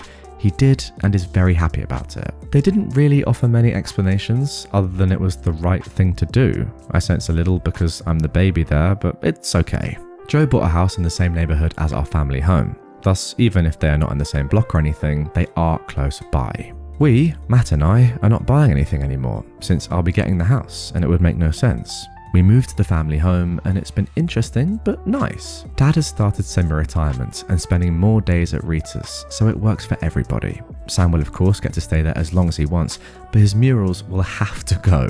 We're still engaged, still happy, still enjoying babysitting, and still not pregnant, but we've got a cat during the spring. We're planning a December wedding and couldn't ask for a better end of the year. So that's it. No drama, or at least not huge drama. We're moving forward and healing continuously, which is the way we like it. And there we go. As of the date of recording, the 7th of September, that is the last update we've had.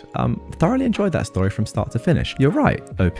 The drama did kind of get less and less, but I guess that's what you wanted to see. And it turned into just a nice family story, which I thoroughly enjoyed. Let me know in the comments down below, guys. Do you like these sort of videos where it's more of a series or a chronology, a progression of events and stories rather than just bang, bang, bang, am I the butthole, am I the butthole, am I the butthole, random things. I looked at this post and I thought, you know what? Yeah, there's some great drama at the start and it gets a little bit calmer as we go, but it's just a nice story. And sometimes I don't want to read stories that are just mental every second. It's nice to chill out, relax, and watch a family's cool progression over a year and a half. Do you agree? Let me know. Loved it. See you soon. Am I the butthole for dumping my ex publicly and not paying him back for the engagement ring? I just want to say this is going to sound insane, but I'm not trolling or making it up. Me and this guy were together for 3 years. We're 19 now. We never talked about the future until a year in. Before then, I tried to discuss it and he would change the subject. In short, I wanted kids, he didn't. I wanted to stay in Ireland, he didn't. I wanted to get married, he didn't. When I realized it was a bad match, I broke it off. But he asked to get back together, saying we were too young to worry about the future, and we got back together. This happened a few times over the next 18 months, and in this time, we probably spent more time apart than together. We knew early on that we wanted different things, and while marriage and kids is something I would want further down the line, I wasn't concerned about his open dislike of marriage and kids, because 19 is too young to get married anyway. If I were dating him 10 or 15 years from now, and he didn't want to get married, then I might have an issue. But when I'm barely out of my teens, it's not a huge concern, and just loving him and wanting to be with him is enough. When I went to see him this time, I was again considering breaking up with him. Aside from the long-term issues, he's also inconsiderate and has a mean streak that I really don't like. So when I arrived at his place, mentally debating breaking up with him for good this time, and he told me he wanted to take me out to dinner, I assumed he wanted to break up too. Publicly, so I wouldn't cause a scene. I don't normally cause a scene, but being in public tends to prevent yelling, and we both yell every time we break up. In the last year, he's asked me 2 things that looking back now stand out to me. First, he asked about jewelry, what kind of stuff I liked and what my taste was. I assumed it was because my birthday was coming up and he was getting me a bracelet or something, so I told him simple and delicate, silver or steel rather than gold. If there was a color, then blue, nothing flashy or expensive, as both my job prefers plain jewelry and it's just my personal preference. I also said, go cheap. The other thing he asked me was how I felt about public proposals. I told him immediately that I, personally, disliked them, as I felt I wouldn't be able to say no, even if I wanted to. I feel like public proposals are okay when they've been specifically requested and agreed on, but one that's totally out of the blue is not okay at all. I assumed he was asking about this because his friend had just proposed to his girlfriend of several years, publicly, and she'd accepted, but admitted to him after that she would have preferred something private. I never thought in a million years that he would propose. So you can imagine my shock when we went to dinner and the first thing he did was propose. The ring was huge, gold, gaudy, red gems around a diamond, and the whole thing was the size and shape of a Super Bowl ring. He got on one knee and held it out to me. We were in the middle of this popular restaurant and the place was packed. Everyone there could see what was going on and wasn't even trying to hide that they were looking at us. I said no. Well, I didn't so much say no, I ran out of the restaurant. He drove me there, so I got a cab back and drove home that night. I realized running out wasn't the best thing to do, but I didn't know what else to do. I could feel everyone's eyes on me, and all I knew was that I didn't want to marry him or accept his proposal.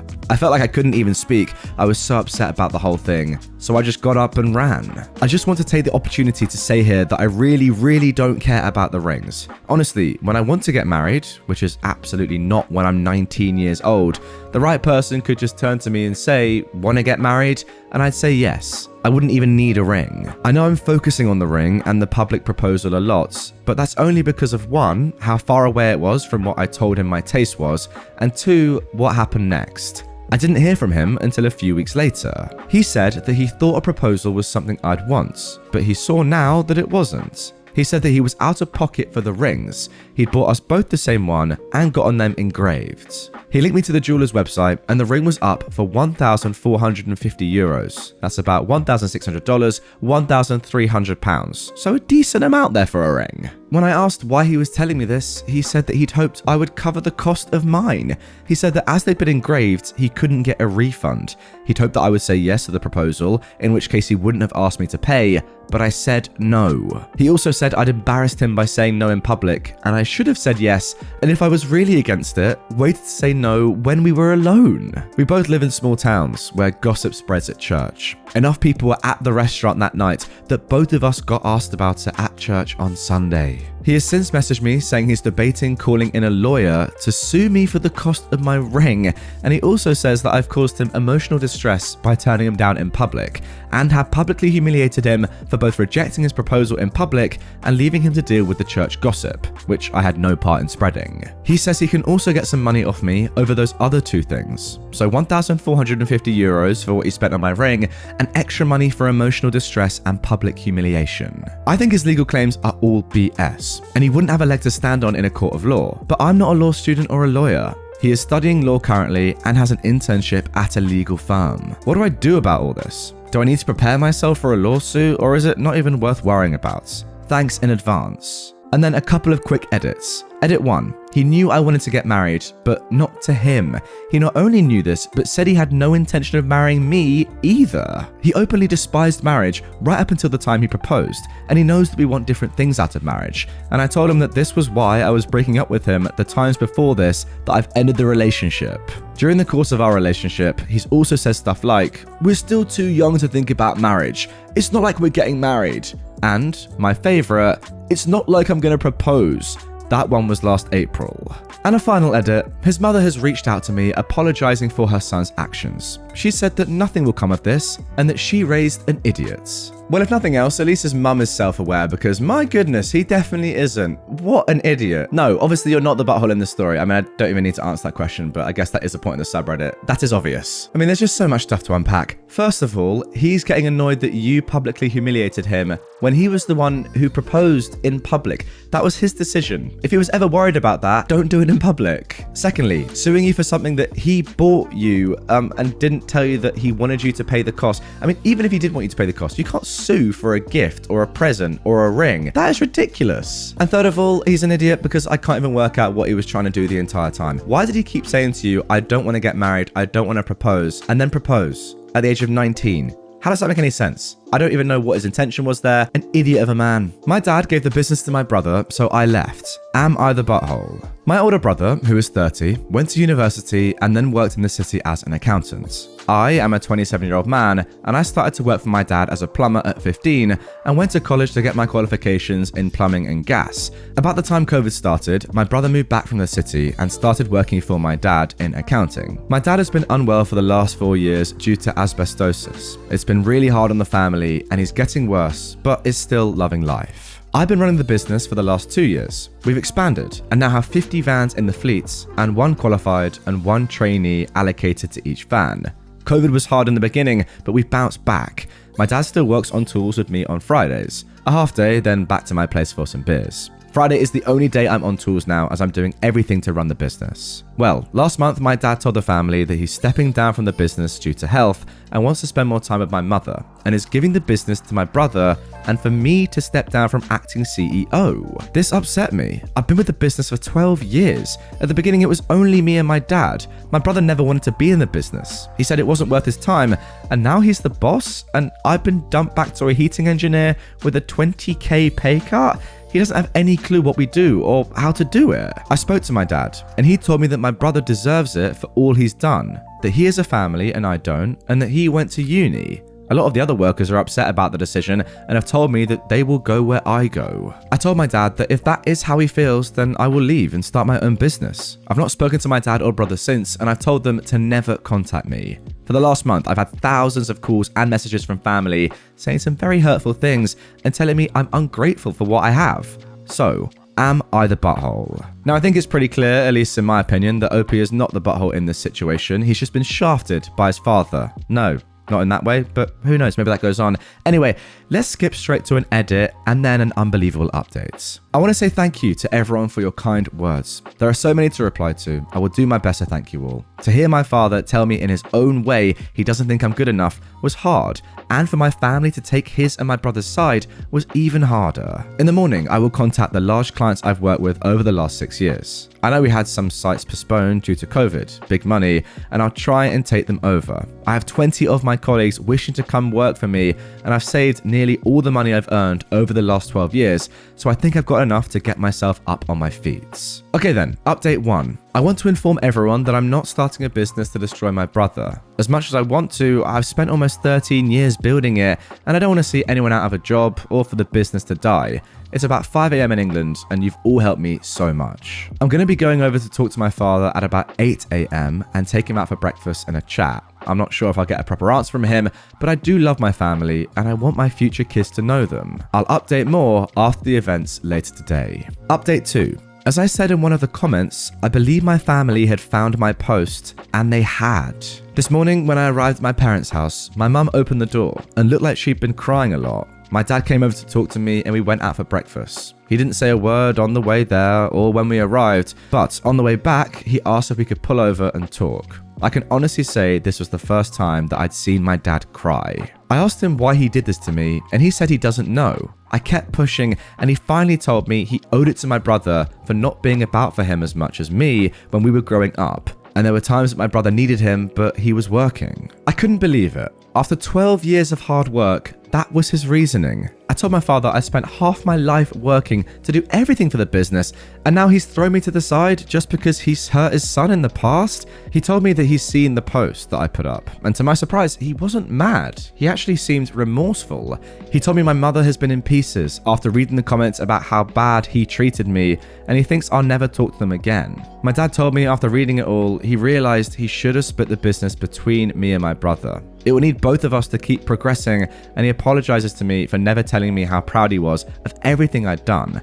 And he thought I knew how proud he was, but my brother has full control. My father has no say anymore, and my brother would never go 50-50. He tells me he wants me to go back as my brother would need me. I told him that's not my problem anymore, after he demoted me and cut my pay. I tried to make it work for 3 weeks, but my brother wouldn't listen. He didn't believe that I knew what I was talking about, telling me he knows how to run a business. So I left. Why work my butt off there when I could do the same work and make more money for myself? My dad broke down, saying that he destroyed the family and he should never have done what he did. I don't understand why it took this long for him to realize I was such a valuable piece in the company. Update 3. As I said, I've had a couple of Zoom calls with some clients today and they've gone very well. I've been informed that they will all be sending signed proposal letters for the up and coming work. Lucky the site start dates don't clash. That was one of the main things I was worried about. 3 of my colleagues have now left the business and have spoken to my dad, informing him about why they left and that they will be coming to work with me under their own choice. To hear them tell me this meant a lot. They all have between 5 and 10 years more experience in the industry. At the moment, I have all we need to start a new business with the 3 vans I own and the tools that I've built up over the years.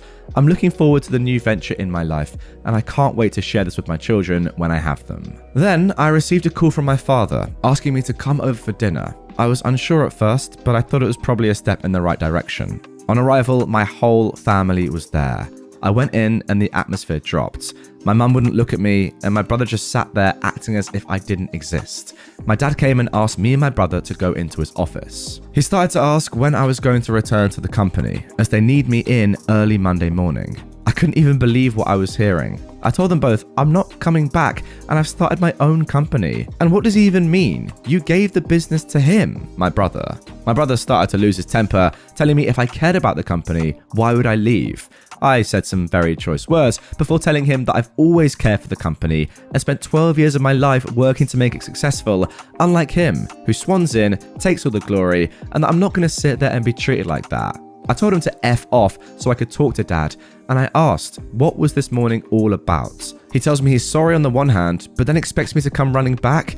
He couldn't even look me in the eye, so I left. I said goodbye to my cousin, my nieces and nephews, and I walked out. I've been writing for about 3 hours on and off, coming back on here to talk to people. I just want to say thank you to everyone for the personal messages, comments, rewards, and all the kind words and encouragement. I'll try and message everyone, but I'm exhausted and will most likely fall asleep. And then we have the final update, posted just a few days ago to let you all know this story started over a year ago. Sorry it's been a while. I've had a lot going on in the last couple of weeks. I'll try and explain the most I can. So, the new business is going very well. We have a lot of work coming in and we're making good money. At the end of the year, I'll be looking at expanding, so yeah, very happy with that. Me and my fiance are very happy. She is very busy planning the wedding of her dreams. She wants me to wear a suit, but tough luck, I'll be in my kilt. I couldn't be happier than I am right now. waking up to her every day. She's there for me no matter what and has been my rock through everything. Right then, onto my family. My father and brother still refuse to talk to me and have told me they will not be attending the wedding even though they haven't been invited. My mother has called my fiance but hasn't said much, only to ask about wedding stuff, and she won't talk to me. My fiance's family have been amazing. My soon-to-be in-laws have been helping with the wedding and everything else, and I'm extremely thankful for everything they've done for us. My other family have now backed off and apologized and want to make amends for everything that was said. Myself and my fiance are set to have our wedding in November. We sat down together and have decided to try having children after we're married. We're both excited to be parents. Well, fair play to you, pal. Sounds like you're getting on with your life very well. I don't know if I'd be able to do the same in your situation. I don't understand how your entire family just instantly turns their back on you. Like, your dad seemed like a nice guy. When I was reading it, I was like, oh yeah, lovely father and son relationship, working on a business together, all going well, great stuff. You must love each other and get on very well. Apparently not. I don't really know why. Even if your dad was really sad about the way he treated your older brother when he was younger, you know, working too much, not giving him enough time, that's one thing. And I kind of get maybe like 1% maximum why he might have thought that he owes it to your older brother to give him the business over you, but to then not realize that mistake, not understand how valuable you are for that company, as you said, and to double down and then not speak to you and not even want to go to the wedding and just have no contact with you after all that you've been through, just shows how much of a strange person he is. I say the same about your mother as well. Why is she suddenly turning her back on you? I don't really get it. You've done nothing wrong. You're leaving a business where you had a massive pay cut, were clearly not valued, and you're going to work for yourself and earn a lot more money. Who would not do that? I get it's your family, but they treated you horribly. All power to you. Fair play for getting on with your life. Your family can F off. Am I the jerk for reporting my boss over a nickname? I'm a 31-year-old female and I recently started a new job. Well, a few months ago. It's 5 guys in the office plus the boss. The boss is one of those guys who thinks he has a natural charm that ladies would instantly fall for, but he looks like a thumb and has a lot of dumb confidence for making inappropriate comments, even when talking to me about work issues. I keep him at arm's length and I'm very professional with my workmates. Some days ago, I was chasing after a workmate because he was procrastinating sending me a document. I went to get him to make me send it and he said okay, so I took his phone, opened the messages app and sent myself the file. But looking at it, I noticed that he'd saved my number as Jessica Rabbit. I asked him about it, confused, and he looked at me, shocked, eyes wide open. He just said,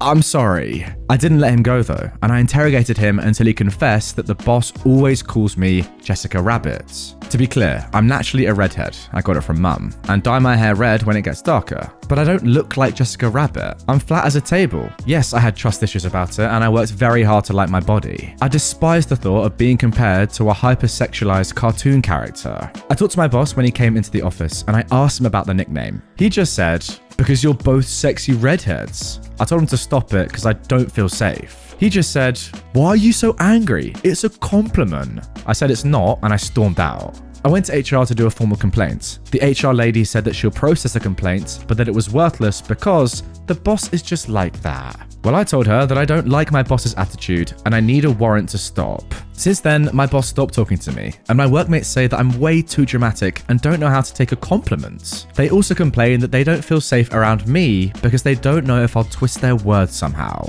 Am I the jerk here? Yeah, 100% you're in the right here for reporting him. I don't know how you could ever be in the wrong. Maybe you thought that because of what the HR lady said, you should have been a little bit softer, but to be honest, I don't see how you could ever be in the wrong here, and I think you probably knew you weren't the jerk, to be fair. However, I guess when you work with 5 other guys and they're now saying that you make them feel uncomfortable, nah. It's sexual harassment. Pretty simple. Let's move on. I mean, obviously the boss and the other co-workers are jerks, but so's the HR lady. Why is she saying that as an excuse? That is off from her. And if anything, as a woman, surely she should be sticking up for you. I don't get it. Terrible company. If anything, leave. Anyway, now let's carry on. Am I the jerk for sending my son to school with less food and explicitly telling him not to share with his best friend? This situation began a year ago and blew up in our faces last week. My son Gregory is 13 years old. He just began the 8th grade. His friend Peter is also 13 and began the 8th grade too. Gregory and Peter have been friends since elementary school. Last year, I noticed that Gregory would be ravenously hungry after school every day. He would come home and eat a frozen dinner or something, and then help himself to seconds at dinner time. I chalked this up to him being a 12-year-old boy and let it be. But something about the situation was nagging at me, and while Gregory wasn't clear about why at first, he eventually came clean. Peter was being sent to school every day with no lunch. It looks to me like a typical kid case of neglectful and unfit parents. The one time that Gregory went to their house, he came home with comments about it smelling really bad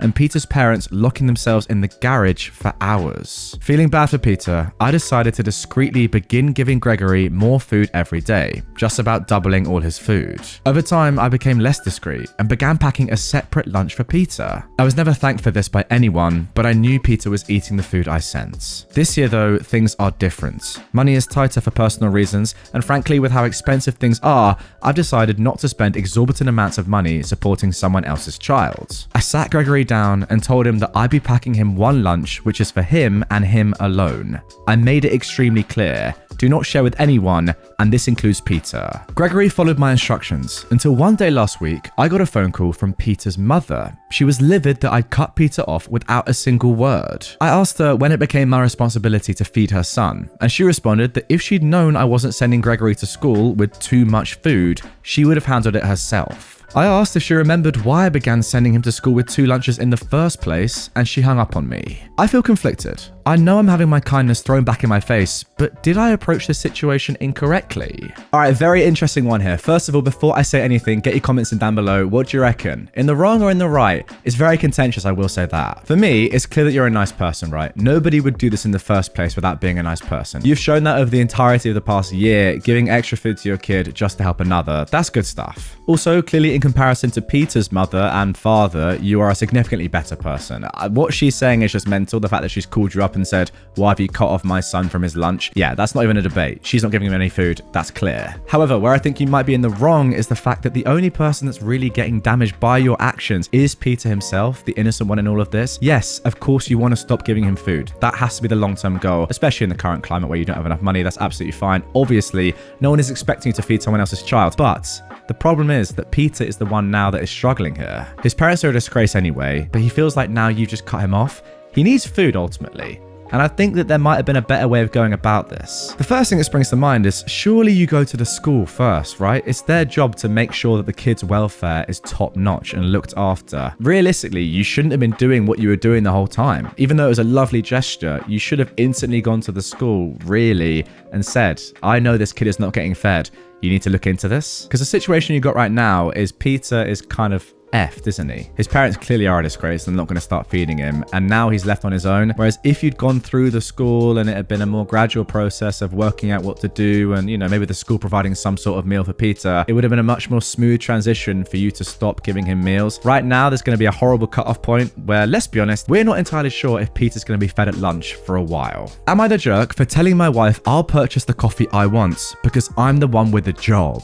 I've lately come to enjoy some nicer coffee than I usually drank. I brew it at home, so we're not talking daily $7 drinks or anything. Instead of getting a giant bulk bag of Kirkland coffee, I've come to enjoy a $12 bag from the grocery store. It lasts a bit over a week, maybe 2. That's instead of $15 for about 5 weeks, which is what it was. My wife doesn't work, and I work from home. She also unfortunately isn't doing a lot around the house right now because of a medical condition. I've been picking up most of the slack while she sits around. This has been going on for 6 months for the household. Years for the job. Yes, she has depression, and yes, she is getting treatments. I try my best to do what I can, but oftentimes I have to ask her multiple times to help with even simple tasks to share responsibility. We've had discussions on how I know she's working on the issue, but I can't do everything on my own. Now, I make plenty to be able to have my coffee be a splurge. She'd previously commented on the cost, and I said, it's well within the budget, and I like it, it's fine. I'd shown her the budget in the personal finance app, You Need a Budget, which is nearly always under budget every month for the past few years. I brought home another bag the other day, and she made a comment along the lines of, you're spending way too much on this fancy coffee, you need to go back to the other stuff. Having had to make the grocery run again after doing other household chores that morning, I snapped. The one with the job gets to make the grocery choices. Work again or contribute to the household and you can have a say in what we buy. She called me a cold-hearted jerk and stormed out of the room. So am I the jerk for my reaction to being called out on coffee buying? Well, mate, I think you're not the jerk about the coffee. You have the money, you can buy it. But clearly this story is not about the coffee. And if anything, it's actually quite sad. I didn't really enjoy that. Like, clearly there's a lot of issues here going on. I'm just scrolling through the comments and everyone is saying, this is not about the coffee. I could not concur more. Yeah, something's got to give here. I don't know what the play is, but maybe find a new therapist. I don't know. The relationship is not going that well, that's for sure. And coffee is the least of your problems. I say in jest. because it's actually quite sad. Am I the jerk for threatening to kick out my co-worker/roommate for kissing my best friend? Around February, I let my 25-year-old co-worker, Jaden, and his 6-year-old daughter, Leah, move in. We were co-workers and friends for 3 years, and he's always been so funny, smart, and cute. We became really close friends. Unfortunately, work decided they can't afford to keep everyone and have been making cuts, and Jaden was basically forced to quit. I know he was really worried about his rent and everything, and my roommate was leaving, so I offered for him to stay with me, and we worked out an agreement. We decided that while he's still looking for a job, he'd deal with all the chores and errands and housework. It's honestly been amazing having him live with me. He is such a great cook, and Leah has actually been really well behaved and sweet. He's helped me out a lot, and I really enjoy being able to spend all this time with him. He's found some part-time work, but nothing that pays enough for him to live alone. So we've mostly kept our agreement, just with me doing a little bit more and him helping pay a little. My friends have come over quite a few times and obviously met him. Last weekend, I had a bunch of my friends stay over. I thought it went great, but the next day, Leah told me she'd seen Jaden kiss my best friend. I was really upset, and Jaden and I ended up arguing about it. I told him how betrayed I felt. He tried to say it was fine, that apparently that kiss wasn't intentional, and he didn't say anything because they didn't know what it meant. But it's still wrong. I'm doing so much only for him to do this to me. I got upset and told him that he'll have to leave if he just wants to take advantage of my kindness. But I don't want to live with someone who betrays me like that. He was offended and just tried to act like it was no big deal and I was being crazy. He thinks I have no right to say anything about his love life, even though it's my best friend and I'm doing so much for him. Our talk didn't really work, but I did talk to my best friend and she agreed to back off. The last few days have been horrible, and he doesn't think he's done anything wrong. I've tried to talk again, but he now refuses to and has been really cold and told me that he'll move out as soon as he can. I don't think I've done anything wrong. It's his own fault. I want to work this out, but he shouldn't be going around kissing my friends. But the fighting has really upset Leah, and obviously Jaden thinks I'm a jerk, even if he's being selfish. Alright, good news guys, we have our first jerk of this episode. I don't really know what you're going on about, OP. Kissing someone's friend is completely fine, obviously. You're just jealous, in my opinion. Like, unless you've explicitly told Jaden to not get with one of your friends beforehand, I also don't know why you would do that, or if you have any right to do that. As he says, it is his love life. Then I don't see what the problem is. Like, you're not in a relationship with him, are you? That's pretty clear. So you're being possessive about someone that you're not in a relationship with. Yeah, you're definitely the jerk here. Sorry. I mean, let's be honest. It's very clear that she fancies him, right? The start of this entire post was saying he's always been so funny, smart, and cute.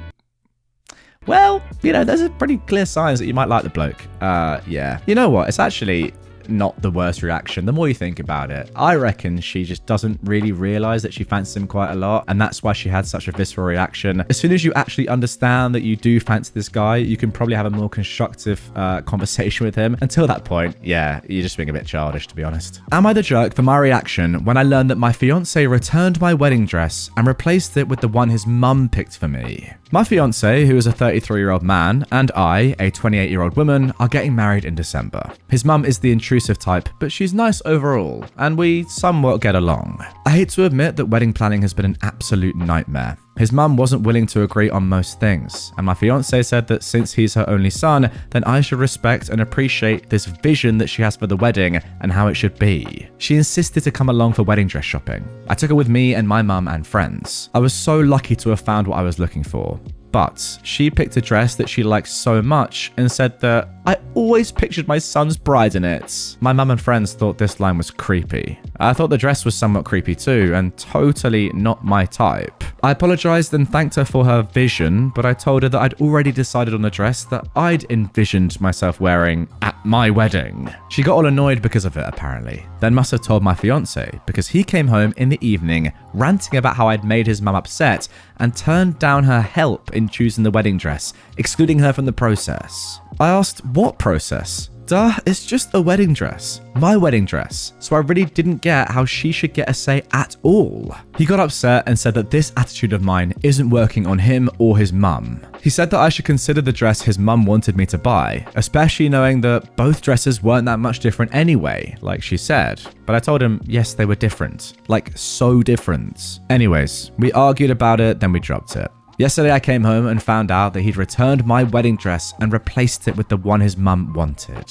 I called him and he was straightforward about what he did and why he did it. I lost it and started screaming at him. He asked me to calm down and really give this dress a chance. I refused to even listen. I screamed at him without giving him a chance to speak. He got home and we had an argument. I then went to stay with one of his friends and he kept calling and calling, then texting saying that I overreacted and it's his wedding too, so it wasn't cool how I screamed at him. He insisted I give this dress a chance. He went on and on about how his mum has a vision and good intentions and just wants what's best for me as her future daughter-in-law. My mum is livid and has been wanting to go and scream at him and his mum, but my dad said that this isn't worth ruining my relationship with my in-laws over. He suggested I wisen up and go with the flow, but is it too much for me to be able to pick my own wedding dress without being guilted about it, just to keep the peace? So, am I the jerk for my reaction? No, you're obviously not the jerk. I mean, surely it's the bride's choice as to what they wear on the wedding day. Or at least the bride and the groom together, right? They decide on a dress schedule. What's it called? Fancy dress? I think it must be called fancy dress. What is it actually called, though? Dress code. Got it. They decide on a dress code, right? Together, normally. So I don't know why this mum is getting involved. Did she not have her own wedding back in the day in which she had her own vision of her wedding dress and then wore that wedding dress? Mental. You're clearly not the jerk. And also, please, sort your fiance out, by the way. Why is he doing this? He should be taking your side, not his weird mum's. Just promise me this. Pick your own wedding dress and stick with that, no matter what anyone else says. You need to do that for your own sanity. Am I the jerk for denying my mum access to her grandson because she refuses to help me? My husband and I are first-time parents to an 8-month-old son, Jack. No, that's actually not me. Guys, I know what you're thinking, but I'm 24. Anyway, I've struggled since he was born. I had a difficult pregnancy. My son had colic and my maternity leave was short. I was diagnosed with PPD and I'm getting treatment. My husband and I both have demanding jobs. I would love to quit, but we can't afford it right now. I don't have many friends in the state where we live, and I'm lonely. My mother-in-law is in poor health, and my husband goes twice a week to help her. I haven't had a day or evening off since Jack was born, plus our home was flooded by a broken pipe 5 months ago. Handling the cleanup has been a nightmare. My mum, who is 67, lives 1 hour away and has never once offered to help with anything. We've always had a pretty good relationship. She was a stay-at-home mum and was very loving and devoted to my brother, sister and me. She's an empty nester and spends her days doing yoga and seeing friends. My mum only wants to see the baby if it's very low effort. I asked her a few times if she could babysit or run an errand, but she'd always say no. Once I called her at the height of my PPD, sobbing, saying I was scared to be alone and could she come over, but she had brunch plans. I stopped asking for anything until today. My best friend of 25 plus years is getting married next weekend in State B, which is 2 hours away by plane.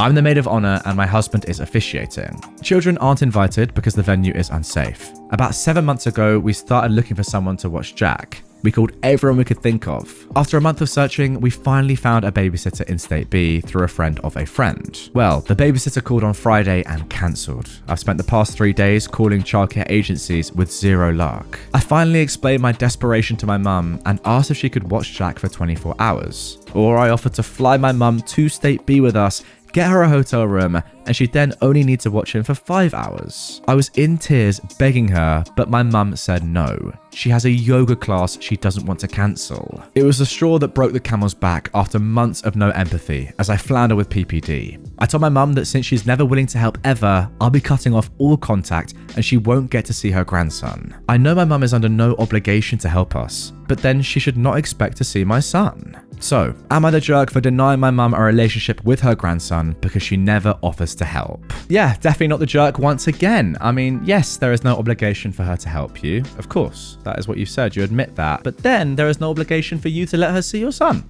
Simple as that. It's also just shocking parenting and mothering from her. Like, what is she doing? What mother? I mean, I say this. We've seen quite a few of them in the course of my channel. But the majority of mothers, I will say, surely when your daughter is in tears on the phone, are going to cancel a yoga class to go and help them, right? I mean, come on. Yeah, I mean, there's a great comment right here. It's one thing to refuse to babysit or run an errand or whatever. I agree with that. But when your child calls you crying, saying they're terrified of being alone and are clearly in distress, and you choose a brunch, yeah, that is mental. And I also would have cut my parent off right then and there. Am I the jerk for showing my twin sister's OnlyFans to our parents? I am an 18-year-old woman woman, and I've always had a tumultuous and competitive relationship with my identical twin sister. We've always fought over everything, guys, clothes, friends, etc. But our relationship came to a halt a few weeks ago when a mutual guy friend of ours sent me a link to an OnlyFans profile with an attached message that stated, "This you?" Confused, I clicked on the link and was shocked to discover that the profile belonged to my twin sister.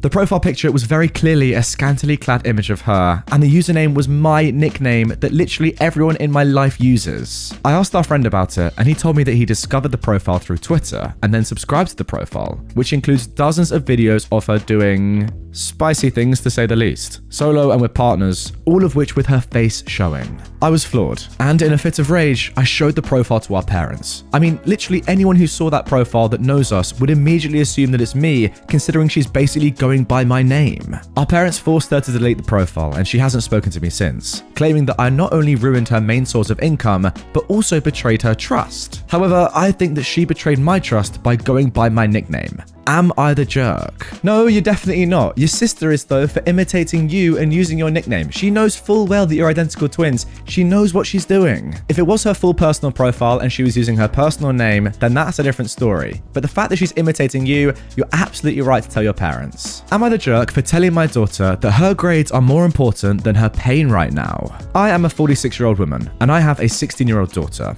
In July, she was in a car accident. Most of her injuries were mild. She went to the hospital, but they let her go home after a few days of observation. But even after we got home, she still complained a lot about pain. I was concerned and took her to our GP, but they couldn't find anything wrong. I told her it was probably in her head and in response to the traumatic event, and that she'd be fine in a few days. She stopped complaining about it after that, and everything seems good. Fast forward to yesterday, and I got an email from her teacher that she's constantly despondent in class and laying her head down and not participating. I was already seeing red from that, and I decided to check on her grades. She turned in multiple assignments late and lost points on them, which is not at all on par with her typical performance. I confronted her about it, and she was really quiet at first, like she didn't know what to say. I pushed her on it, and she started talking about pain again, which I frankly think is BS. She hasn't said a peep about it for 2 months, only when her grades are slipping? We started arguing about it, and I said that her grades matter more than her pain. She's a junior this year, it's not the time to be slacking. She's been in her room since, refusing to talk to anyone. She wouldn't even go to school today. I'm at a loss. She's never been so difficult, and I'm questioning whether or not I'm in the right here. So, am I the jerk? Yeah, grades being more important than health. I'm not sure about that one. I'm sorry to say, OP, but you are in the wrong here. The only reason she stopped complaining about the pain in the first place is because you told her that it's all in her head. You're not listening to her, so therefore she's not going to complain to you because she gets nothing back. And also, just because the GP says there's nothing wrong, she's not going to lie about pain for the sake of it. I don't see what the point of that would be for anyone ever. Go back to the doctor, get her some proper healthcare, and whatever you do, don't tell her that her grades are more important than her pain. Am I the jerk for telling my husband that I'll continue to sleep in bed naked as long as his friend keeps barging into the room? I am a 29-year-old woman, and my husband's best friend, Jacob, moved in with us. He's quiet and doesn't make a mess around the house, like my brother-in-law used to when he lived with us. However, Jacob has this habit of walking into the bedroom randomly to take stuff from my husband's closet, say a watch or a shirt. He does it more frequently, and it's gotten increasingly annoying. I felt like my privacy was being violated because I'm a private person. I'd like to have quiet time reading or mediate. I tried to speak up on the issue, but I got brushed off by both of them. Last week, Jacob barged in at 11 p.m. and interrupted my sleep. I was sleep deprived the whole day at work. I got fed up, so what I decided to do is start sleeping on top of the bed, full naked, whenever I'm in there. Last night, Jacob walked in at 10 p.m. while I was there, and when he saw me, he let out a loud shit and quickly turned around and rushed out. I started hearing a commotion outside, so I got dressed to see what was going on. I was met with a lot of yelling and scolding and shaming from my husband, saying I was out of line to expose his brother to such a horrendous sight. I asked what he meant, and he yelled at me to stop acting dumb. I said I felt frustrated after my privacy got violated, and he went on about how Jacob was only there to grab something, which literally takes seconds. Then he went on about how I made him uncomfortable while describing my behavior as slutty. The argument got heated, and he told me to start putting some decent clothes on and act like a lady instead of a slut, since it's his room too, and he already gave permission to Jacob.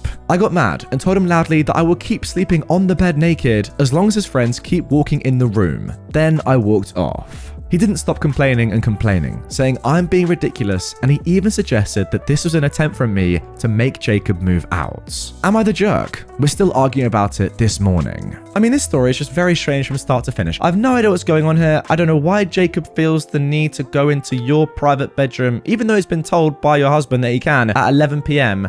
That is so weird. Then on top of that, your husband's sticking up for his brother. Like, what? You're his wife. And finally, the fact that he said that the sight of you naked on a bed is horrible, I quote, a horrible sight, is incredible. Not only is Jacob the butthole here, but so is your husband. Am I the jerk for being upset my wife didn't stay in the hospital with me? So, I am a 35-year-old man, and I was in a motorcycle accident earlier this week. My wife has 3 kids from a previous marriage, who are 17, 10, and 5, and we have a 1-year-old together. I had a collapsed lung and had a chest tube put in, a broken leg and arm, and torn ligaments in my knee. I've been in the hospital since Monday. She came out the day of my accident and stayed until about 4 a.m. She was back that same morning, but she's gone home each night. Yesterday, she only stayed until about 1 p.m. to prepare the house for the hurricane, and didn't come at all today because the weather wasn't great, and she said she didn't want to leave the kids. I told her I was upset that I basically went through everything alone, that I would have done anything to be with her. She told me she's been there as much as possible, and it's not fair to dump all the kids on her daughter, especially since I'll need a lot of help when I get home, and her daughter will need to help with the kids when she works. I told her marriage means through thick and thin, and I feel abandoned.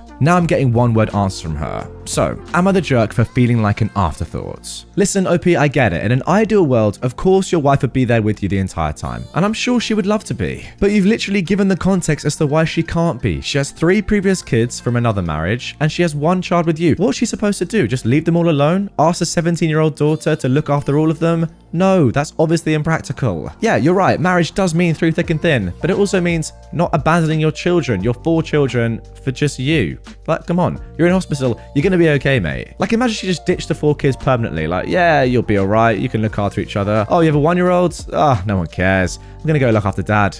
That would be ridiculous. Am I the jerk for getting up and walking out of the diner when my boyfriend said that he forgot his credit card? I am a 32-year-old woman, and I've been dating my 36-year-old boyfriend for 9 months. He has 2 little children who love going out to eat. We go out once a week, and each time he happens to forget his credit card to make a payment. I'd obviously end up paying since we had the kids with us, but honestly, it left me broke this month and the month before. I just received my payment for my second job, which is part-time. We agreed to go out together with the kids, and I even sent him a text reminding him not to forget his credit card. He laughed it off. At the restaurant, we'd ordered dinner, and he let the kids order lots of new stuff on the menu, which was expensive. Before we started eating, I mentioned his credit card just to make sure he didn't forget it. He looked at me shocked, and then started searching his pockets for a while. He then looked at me in a sorry way and said, "Guess I forgot it in the other pair of jeans that I thought I was going to wear." Then he asked me to foot the bill just this one time. The food was on the table, but I didn't even get a bit. I grabbed my stuff and got up.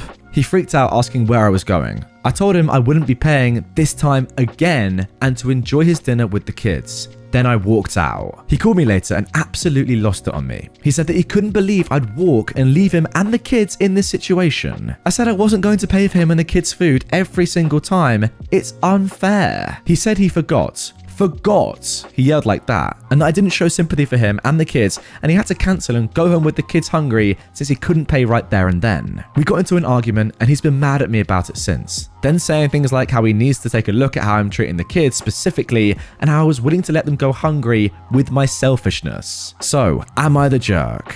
Absolutely not even close. It's so obvious that he knows what he's doing here. If anything, you need to get that money back that you've spent on him and his family over the past few months that's left you broke. He knows exactly what he's doing, down to the T. Nobody forgets their credit card that many times. The excuses are abhorrent, I'm gonna be honest. What a shambles of a man. I'm sorry to say this, OP, but if you haven't realized by this point, he is literally just using you. As I said already, nobody forgets that many times. And sorry, I've just remembered, he's guilt-tripping you about his own kids, and it's just so poor from him. Leave him right now. Am I the jerk for not inviting the next door neighbor girl to our backyard party? We live on a block filled with kids. Every now and then, I like to get a bounce house and throw a little backyard party for them. I threw another one last week. I want my son to have good memories with his neighbor kid friends because they all go to different schools. I told the parents about the party, and that was lieu of an invite. I didn't invite the 8-year-old girl who lives next door. Why? My freaking god, she screams over everything. It's not even a scream, it's ear-piercing screeching. I cannot stand it. I can tune out the loud sounds from my 7 and 9-year-old boys and their friends, but not that girl screaming. It's like she sees a bug, she screams. She thinks someone is chasing her, she screams. She jumps off a swing, she screams. I'm pretty sure it's for attention, but I can't spend my Saturday listening to it in my backyard.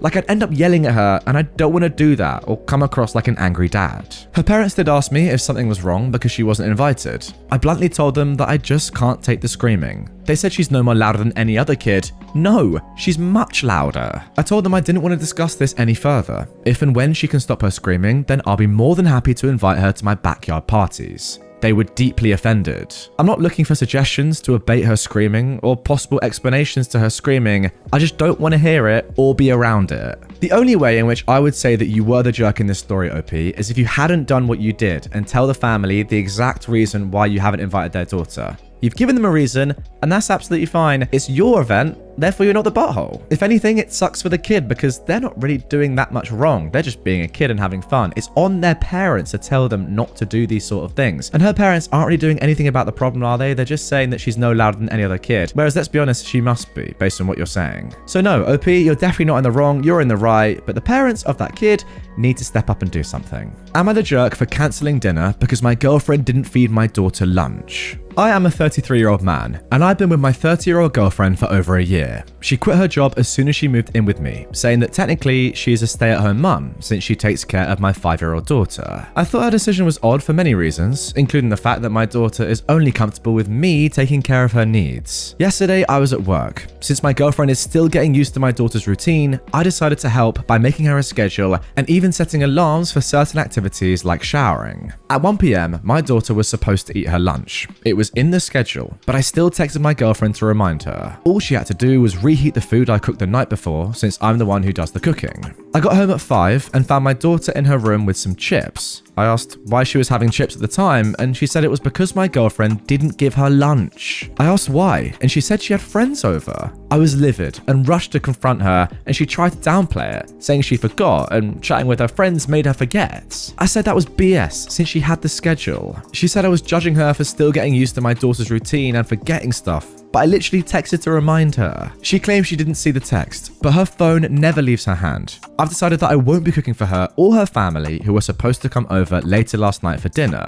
She freaked out, saying I couldn't do that and put her in this situation after I agreed to cook for the night. I said it was done and declined to keep arguing it. She started screaming that I was being too harsh on her, not giving her time to adjust properly. She ended up cancelling dinner with her family, but is pretty much angry at me for backing out last minute. Now, the comments on this one, guys, are very interesting because I'm not going to lie, I do kind of differ, but I get what they're saying. The comments on Reddit are saying that OP is the butthole for leaving their child with this woman in the first place. Now, as much as I do get that, I feel like there needs to be more context here because we don't know if this is the first time that's ever happened or, you know, if this is a regular occurrence or not. I'd say if this has happened before or if there was any even inclination that this was going to happen and she was going to forget to feed your daughter, then yeah, you got to take blame for that because ultimately you are responsible for your daughter even if you're not present with them at the time. You choose who looks after them. But if this is the first time that's happened, then yeah, it's not particularly your fault. It's just a terrible situation all around. I mean, no doubt this woman is a disgrace. Again, get her out of your life as quickly as possible. What could have happened here could have been absolutely disastrous.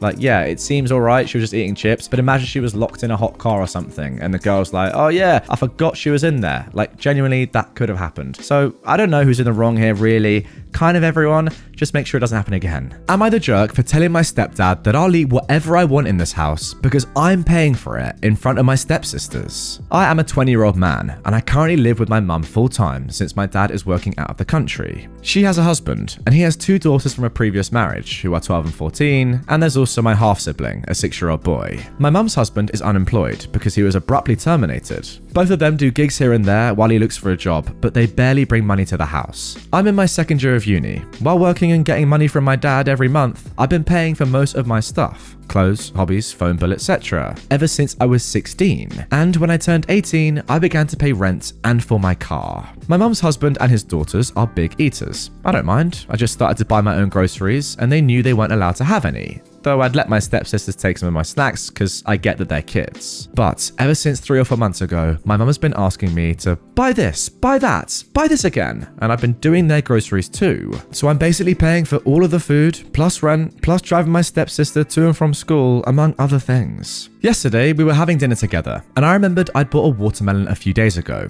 It was almost all gone, but I could eat the last of it and it was okay. My stepsister said she wanted some too, and I said there was barely anything left and she could have an apple or something. But she said she wanted watermelon, and I said, sorry. My mum's husband said kids go first. But I said the kids have been eating watermelon for the past few days and it was my turn. He looked me dead in the eye and said, put it back, son. You can eat something else. So I just said I'll be eating whatever I want because I was paying for it. Nobody said anything after that, and I took it to my room. Later, my mum came and apologized for him, but said that I shouldn't have said anything in front of my sisters, and that was rude, because I was being financially abusing with my family. So, I don't know. Well, first of all, you're definitely not the jerk, and second of all, I love that you stood up to the bloke, because what you're saying is straight facts. You are the one that pays for the food, you pay for the gaff, you know, you're well within your rights to say that. And yeah, your mum's right, maybe it's not the right thing to do in front of the kids, but you're literally getting used to it, and you're not even getting appreciated for it. If anything, you should have probably said something a little bit sooner. If you are the one that is enabling their entire lives, paying for everything, then as harsh as it might seem, you just got to get out of there. Because ultimately, you're not going to be around forever. They can't just use and abuse you for their entire lives too and expect you to just fund everything. So at some point, you're going to have to move anyway. Might as well do it now. And there we go, guys. Those were some of the very best Am I the Butthole, Am I the Jerk stories from the past year or so. Really hope you enjoyed it. If you did and you watched the entire way and listened to the entire episode, then fair play to you. Great dedication. If you are new to my channel and you haven't already done so, despite watching the entirety of that episode, please do hit the subscribe button. Drop a like if you are enjoying these longer style episodes. And with that all being said, I will see you guys all tomorrow for a brand new Reddit video.